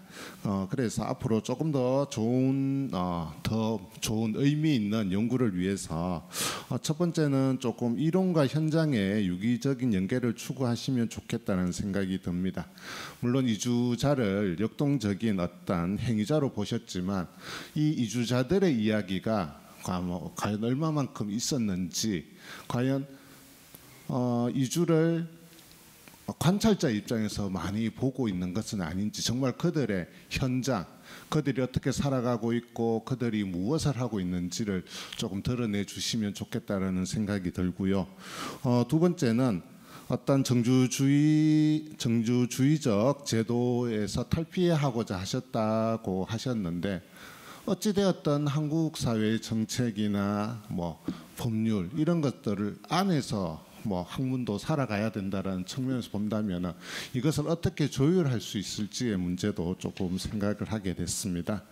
그리고 마지막으로 이주에 대한 사회적 공감과 수용을 높이기 위해 인문학은 어떤 방식으로 행동하는 학문이 되어야 될지에 대해서 조금 더 상세히 얘기가 듣고 싶습니다. 이상입니다. 네, 선생님 감사합니다. 네, 그럼 다음으로 고려대 민족문화연구원의 이윤우 선생님 토론 진행해 주시면 감사하겠습니다. 네, 선생님. 발표문 이주 인문학적 접근의 의의는 21세기 오늘날을 이주의 시대로, 그리고 이 시대를 사는 사람들을 호모 미그란스로 규정하고 기존의 정주 인문학이 고정된 공간과 정체성을 전제로 국민국가 중심의 사유를 전파했음을 비판하며 그에 대한 대안으로 이주의 인문학을 제안하고 있습니다. 연구 책임자이자 발표자이신 황혜성 선생님께서는 이미 2009년 이민인종연구의 창립과 학회지 호모 미그란스의 창간 때부터 이주와 이민으로 인한 사회적 문화적 갈등을 호모 미그란스라는 관점에서 통합적으로 접근하고 이를 인문학적인 상생과 공감의 해법으로 풀어갈 것을 역설하신 바 있습니다. 이주의 인문학이라는 방대한 사업은 참여하신 연구자 선생님들의 이처럼 오랜 관심과 열정이라는 원동력이 있었기에 가능했을 것이라 생각합니다.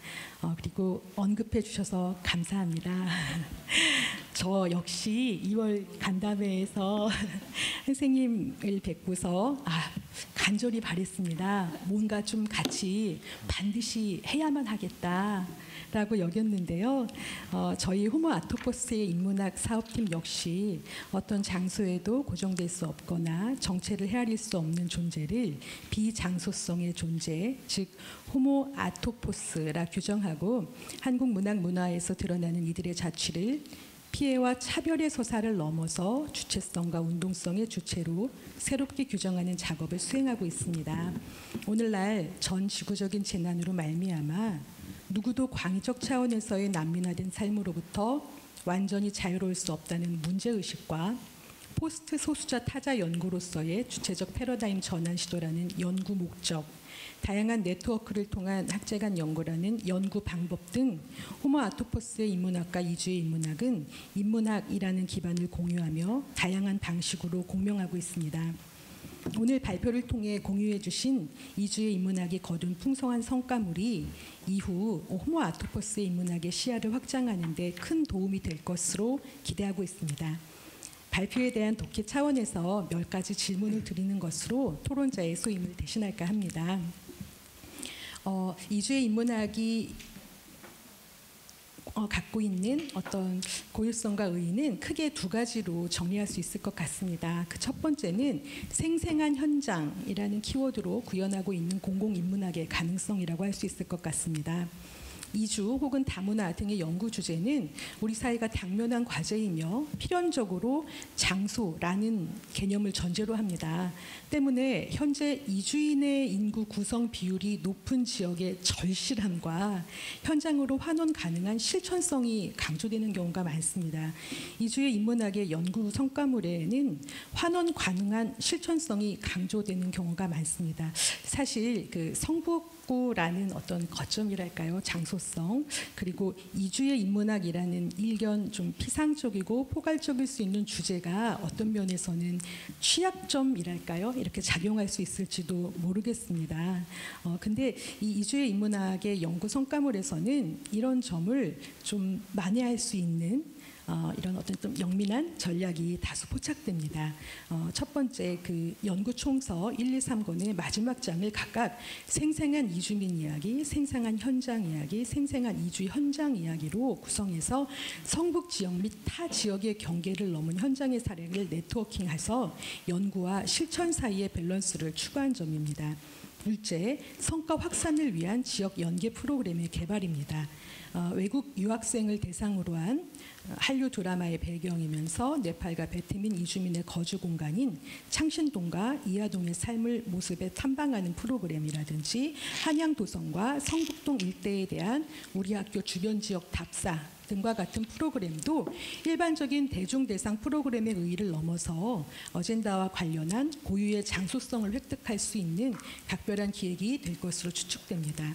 세 번째, 창신동 이주 관련 리소스북의 출판이나 일제 강점기 당시 지금의 도남동 지역에 거주한 제조 일본인의 다층적 정체성을 다룬 논문, 일제 강점기 도남리 이주민 히라야마 마사주와 히라야마 목장 등의 학술 성과도 이주의 인문학이 거둘 수 있는 고유한 성과라고 생각됩니다.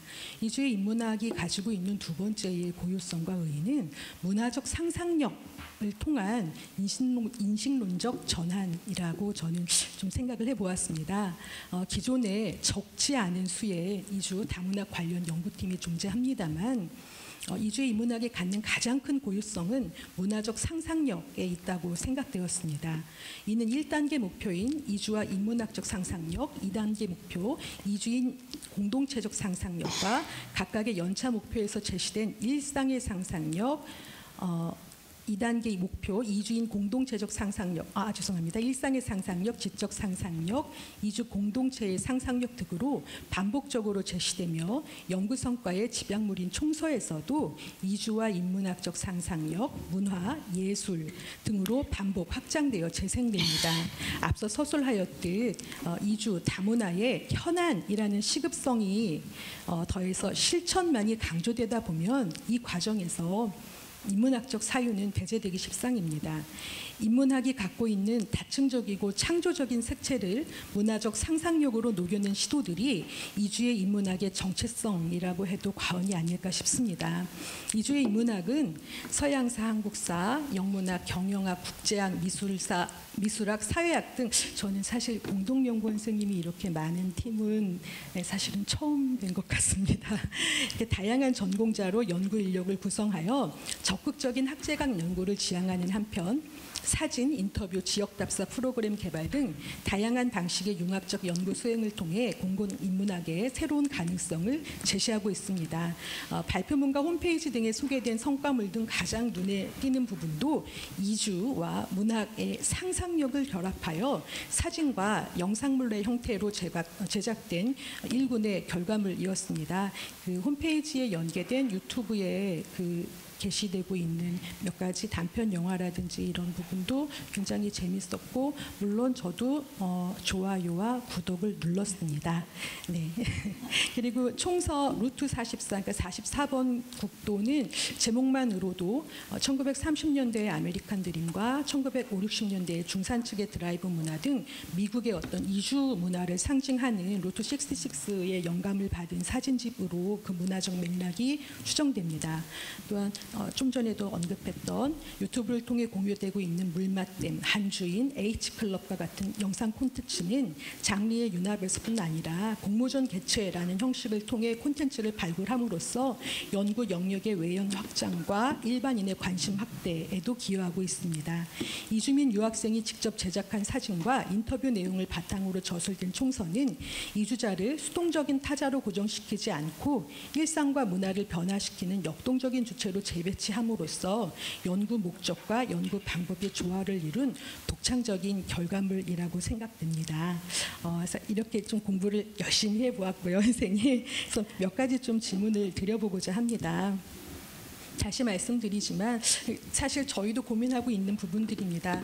인문학적 상상력 너무 중요하고 저희도 고민하고 있습니다. 근데 그러다 보니까 여전히 그래도 고민되는 게, 그럼에도 불구하고 실천성 이라는 행위성이란 부분을 염두에 두지 않을 수가 없고요. 그리고 현재 이주라는 키워드는 실천과 맞물리게 되면 결국 대표적으로 다문화 혹은 난민이라는 영역과 겹쳐지지 않나 싶습니다. 무수히 많은 다문화 연구, 무수히 많은 이주 연구, 난민 연구가 있고요.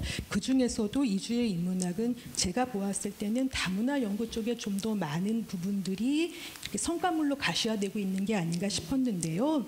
이주의 인문학이 다른 다문화 관련 연구 사업과 구별되고 있는 지점이 있다면 어떤 부분이 있는지, 또 계획하시고 있는 게 있다면 어떤 부분이 있는지 좀 궁금했습니다. 두 번째 질문은요. 저희 팀이 이제 큰 이변이 없다면 이제 2단계에 진입을 하게 될 예정입니다. 물론 저희는 그냥 2단계에 진입할 예정이 아니라 우수한 성적으로 2단계 진입을 예상하고 있습니다만, 이제 2단계 진입하게 되면 당연히 이제 확산의 영역을 저희도 크게 고민할 수밖에 없습니다. 근데 선생님 이주의 인문학의 성과 결과에서 정말 영상 매체를 적극적으로 활용한 부분이 굉장히 정말 주목할 만하다라고 생각이 들었습니다. 사진첩이라든지, 그리고 아까 제가 말씀드렸던 그 공모전을 통한 영상물 제작, 그리고 그 영상 콘텐츠에서도 장면에 굉장히 신경을 많이 썼다는 생각이 들었거든요. 그러니까 그 장면에서 예컨대 성북동 서울 성곽을 이렇게 클로즈업하면서 그게 마치 그 경계처럼 이렇게 나오는 장면이라든지 이런 것들을 굉장히 적극적으로 활용하셨는데, 이런 성과 확산 수행과 관련해서 고민하셨던 부분이 무엇인지, 그리고 노하우가 있다면 좀 상세하고 구체적으로 공유해 주시기를 청해 보겠습니다. 이상입니다, 선생님. 네, 감사합니다. 자, 마지막으로 고려대 KU 마음건강연구소의 최기용 선생님 토론 부탁드리겠습니다. 네, 감사합니다. 이렇게 귀한 자리에 제가 짧은 지식과 지혜로 또 토론자로 이렇게 참여할 수 있게 기회를 주셔서 감사드립니다. 오늘 황혜성 교수님 발표 잘 들었고요. 그리고 김춘수 교수님과 이윤우 교수님의 토론도 의미 있게 잘 들었습니다. 저는 이제 심리학을 하는 사람이고 그 연구를 하는데, 저희 우리 연구단은 그 사회적 고립 연구단이거든요. 그래서 저희가 이제 같이 연구하는 대상자들 중에 주요한 분들이 청년 고립된 사람들이에요.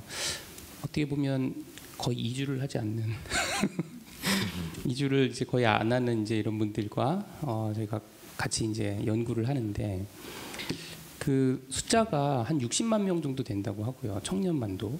그리고 청년 중에 한 100명 중에 5명 정도는 집 밖으로 안 나오고 그 중에 1명은 방에서도 안 나오는 거예요. 100명 중에 1명, 굉장히 많은 정도죠. 그래서 이제 저희가 이렇게 고립되어 있는 청년분들하고 정말 밀착돼 가지고 뭐 인터뷰도 하고 여러 이제 지원도 하고 심리 지원도 하고 하는데요. 또 다른 그룹은 노년 그룹, 노년의 이제 고립. 그리고 또 다른 그룹은 다문화 여성분들 대상으로 지원하는 심리적 지원하고 그분들 이해하는 이런 부분들을 했는데 그리고 또 다른 분들이 이제 탈북 여성분들. 저희가 사회적 고립이라는 커다란 안에서 이제 그런 연구들을 하면서 오늘 발표 2주의 인문학을 들으면서 저 굉장히 이제 제가 많은 생각을 하게 되었습니다. 그 중에 하나가 제가 같이 이렇게 이제 연구하면서 같이 활동하는 이 분들이 어떻게 보면 이 사회에서 굉장히 많은 그 트라우마에 노출이 되어 있고요. 그리고 이 사회의 차별이나 편견 이런 부분들에 직접 간접적으로 영향을 굉장히 받은 사람들이더라고요. 그래서 굉장히 큰 두려움을 가지고 있고 그 안에서의 분노도 있는데 분노가 뭐 타인을 향한 분노도 있지만 자신을 향한 분노가 굉장히 강하고 자신에 대한 그래서 수치심 이런 것도 굉장히 이제 강한 사람들이라는 걸 알았습니다. 지금 사실 2주의 인문학을 제가 이번에 접하고 좀 고민을 해보면서 이게 이제 탈경계에 대한 부분을 강조를 하시고 어떻게 보면 여기서 강조하고 있는 제가 이해한 어떤 그 주요한 원리랄까 아니면 핵심이랄까 하는 것이 이 사회의 다양성을 얼마나 인정하는가에 대한 부분도 있는 것 같고 뭔가 조금 다른 부분에 대한 뭐랄까요 참을 수 있는 그런 인내, 톨러런스 이런 부분들도 굉장히 중요하고 그 안에서 자기가 가지고 있는 자신만의 어떤 가치나 정체성을 찾아낼 수 있는 이런 과정들이 이주의 인문학에서 어떻게 보면은 우리 사회에 던질 수 있는 커다란 담론의 주제가 아닐까라는 생각을 했고 만약 그런 주제가 제가 연구하고 있는 사회적인 고립이 되어 있는 많은 분들에게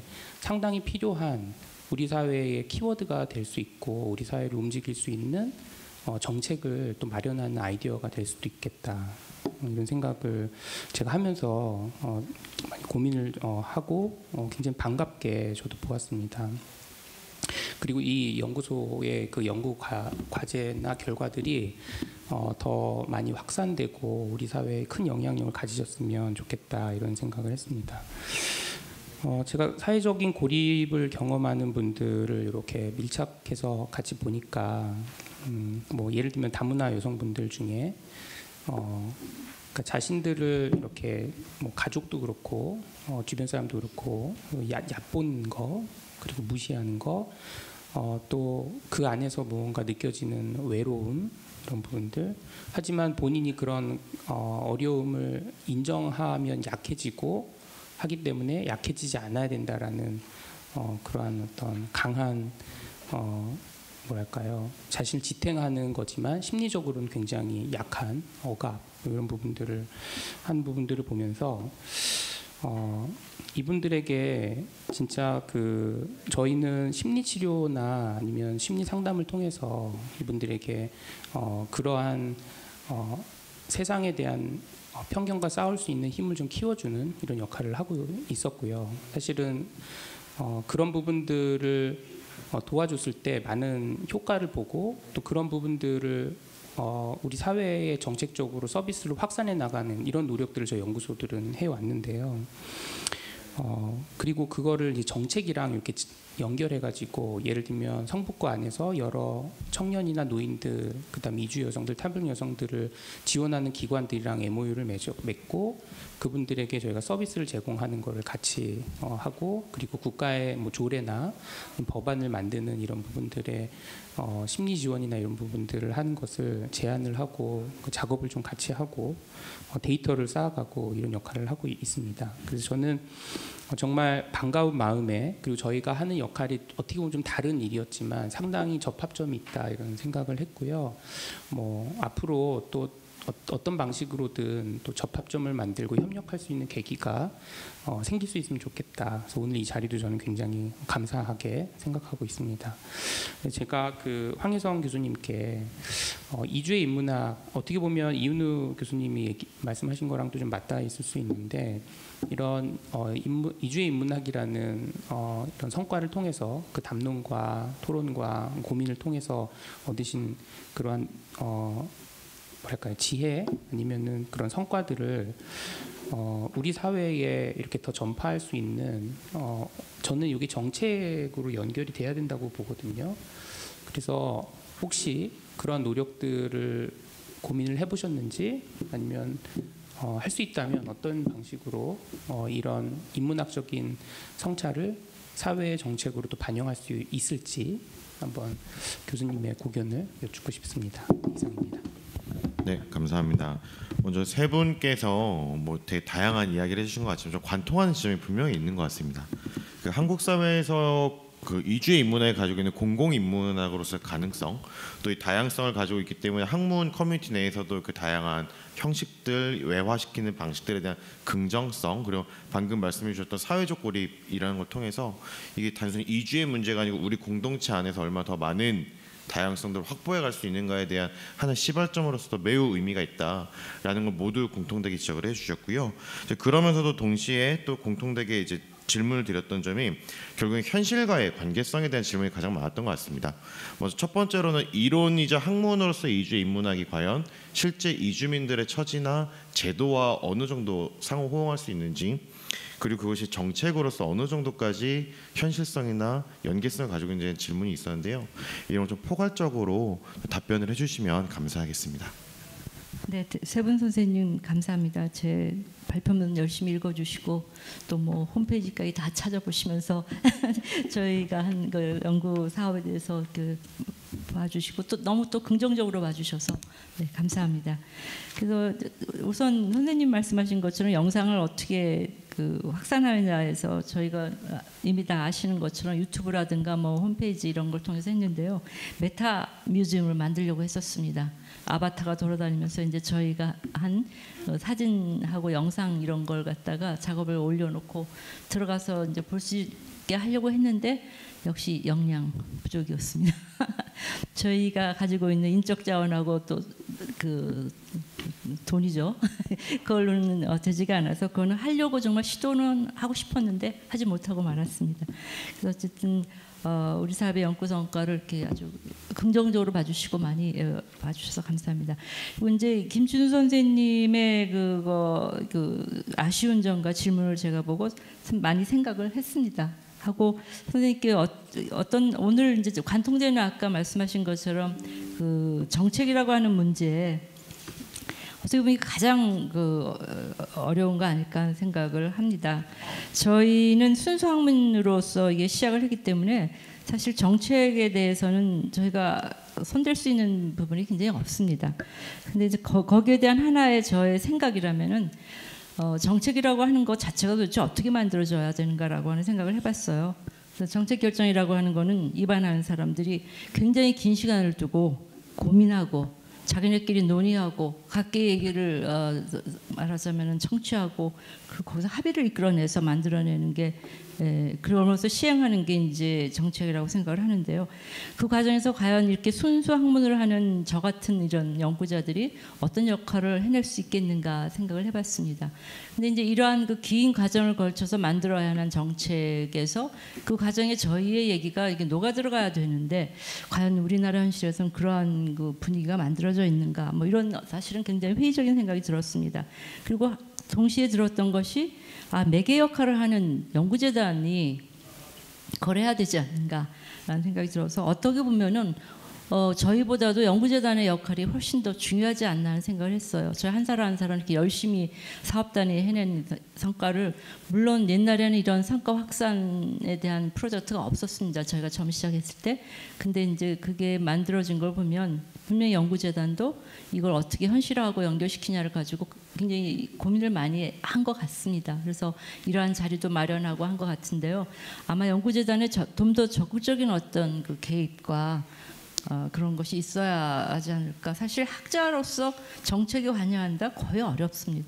그래서 저는 오히려 이거는 연구재단의 어떤 그 책임을 좀 떠맡기는 이런 위치에 서고 싶습니다. 그리고 선생님이 그냥 지나가면서 그 지적해 주신 것 중에 하나가 저희가 발행하는 총서나 책들이 비매품이라는 점이 저는 굉장히 이게 문제가 있다고 생각을 합니다. 대중의 인식을 계몽하거나, 요새 계몽이란 말씀 좀 안 되죠. 대중의 인식을 변화시키거나 하는 이러한 데 있어서 사실 저희가 만들어내는 이 결과물들은 논문이 중요한 게 아니라, 논문은 3사람밖에 안 본다고 제가 얘기했습니다. 발표하는 사람, 쓰는 사람, 심사자 2-3사람.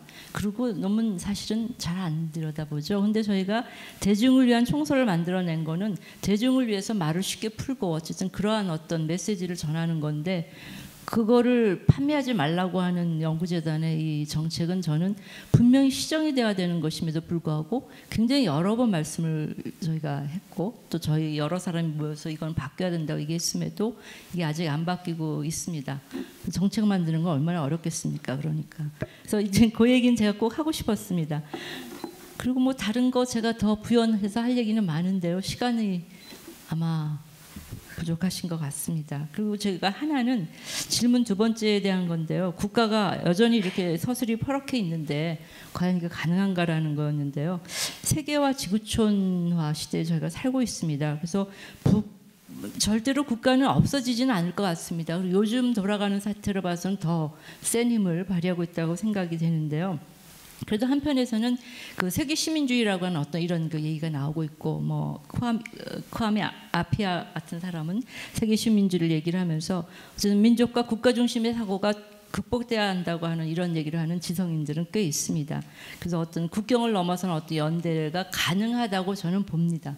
그래서 뭐 NGO들의 활동도 물론이지만 지금 유엔이라고 하는 것까지 제가 얘기하면 안 되겠지만, 사실 유엔은 상임이사국에 의해서 완전히 조정당하고 있기 때문에 기댈 게 별로 없는 것 같지만, 어쨌든 어떤 세계 연대를 통한 어떤 기구가 만들어지고 있기 때문에 가능하다고 보고요.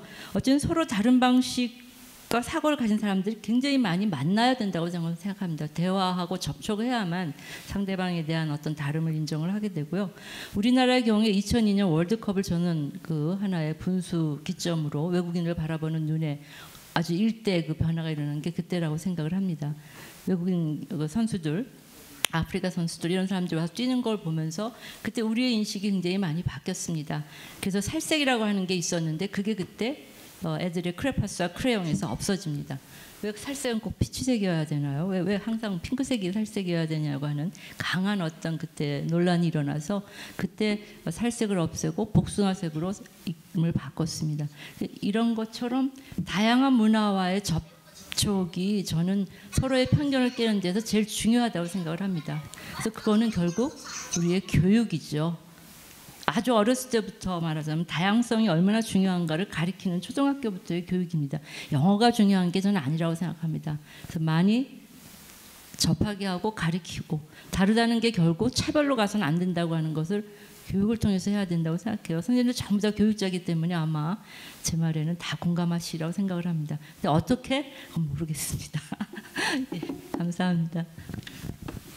네, 선생님 감사합니다. 그 이주의 인문학이라는 것을 계기로 해서 공동체의 위기와 대응에 대해서 이야기해 주신 황혜성 선생님과 이제 세 분의 토론자 선생님께 큰 박수 부탁드립니다.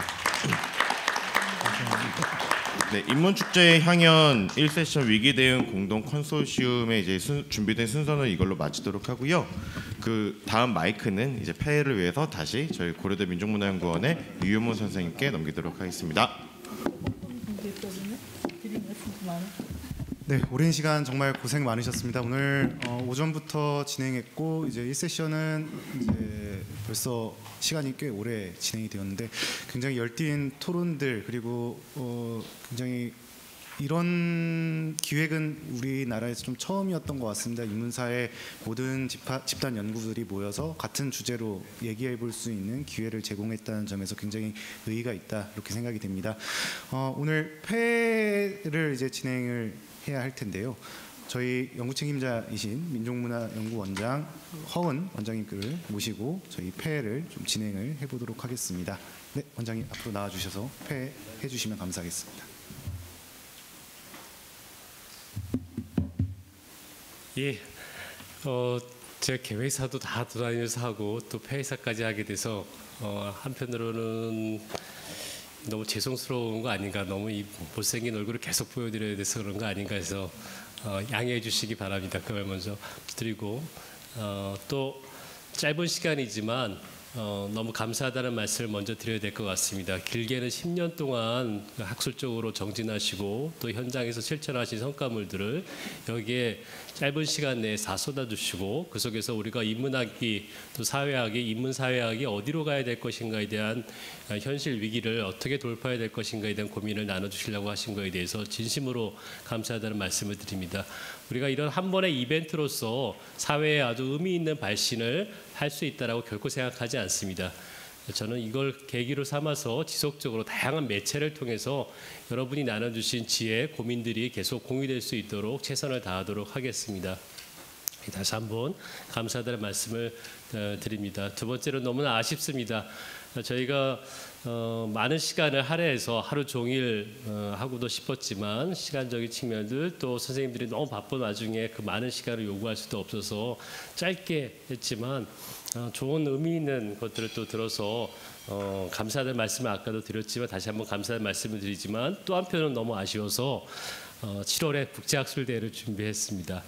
여러분이 가지고 계신 고민, 그다음에 성과 그 부분은 국제적으로 반드시 공유돼야 될 필요가 있다라고 생각이 듭니다. 우리가 다 엎친 데 덮친 격으로 오고 있는 위기들, 이 위기들은 우리 스스로의 고민만으로 스스로 해결할 수 없고 많은 국제적인 협조 또 공동의 노력이 필요한 것 같습니다. 그래서 7월 학술대회도 바쁘시겠지만 관심을 가져주시고 지혜를 나눠주셨으면 좋겠습니다. 또 너무 아쉬워서 뒤풀이 장소를 마련했으니까 오셔서 이번 이제 처음 뵈신 분도 있고 저야 지역 권역별 모임을 하면서 이미 인사드린 부분도 있지만 또 다시 뵈니까 너무나 반갑고 연구자들끼리 많이 부대껴야지 고민도 기탄 없이 나눌 수 있고 좋은 얘기들도 많이 마련할 수 있을 것 같습니다. 꼭 뒷자리까지 같이 해주셨으면 좋겠습니다. 오늘 바쁜 와중에도 시간 내주셔서 여기 참석해 주셔서 지혜를 나눠주신 것에 다시 한번 진심으로 감사드립니다. 감사합니다.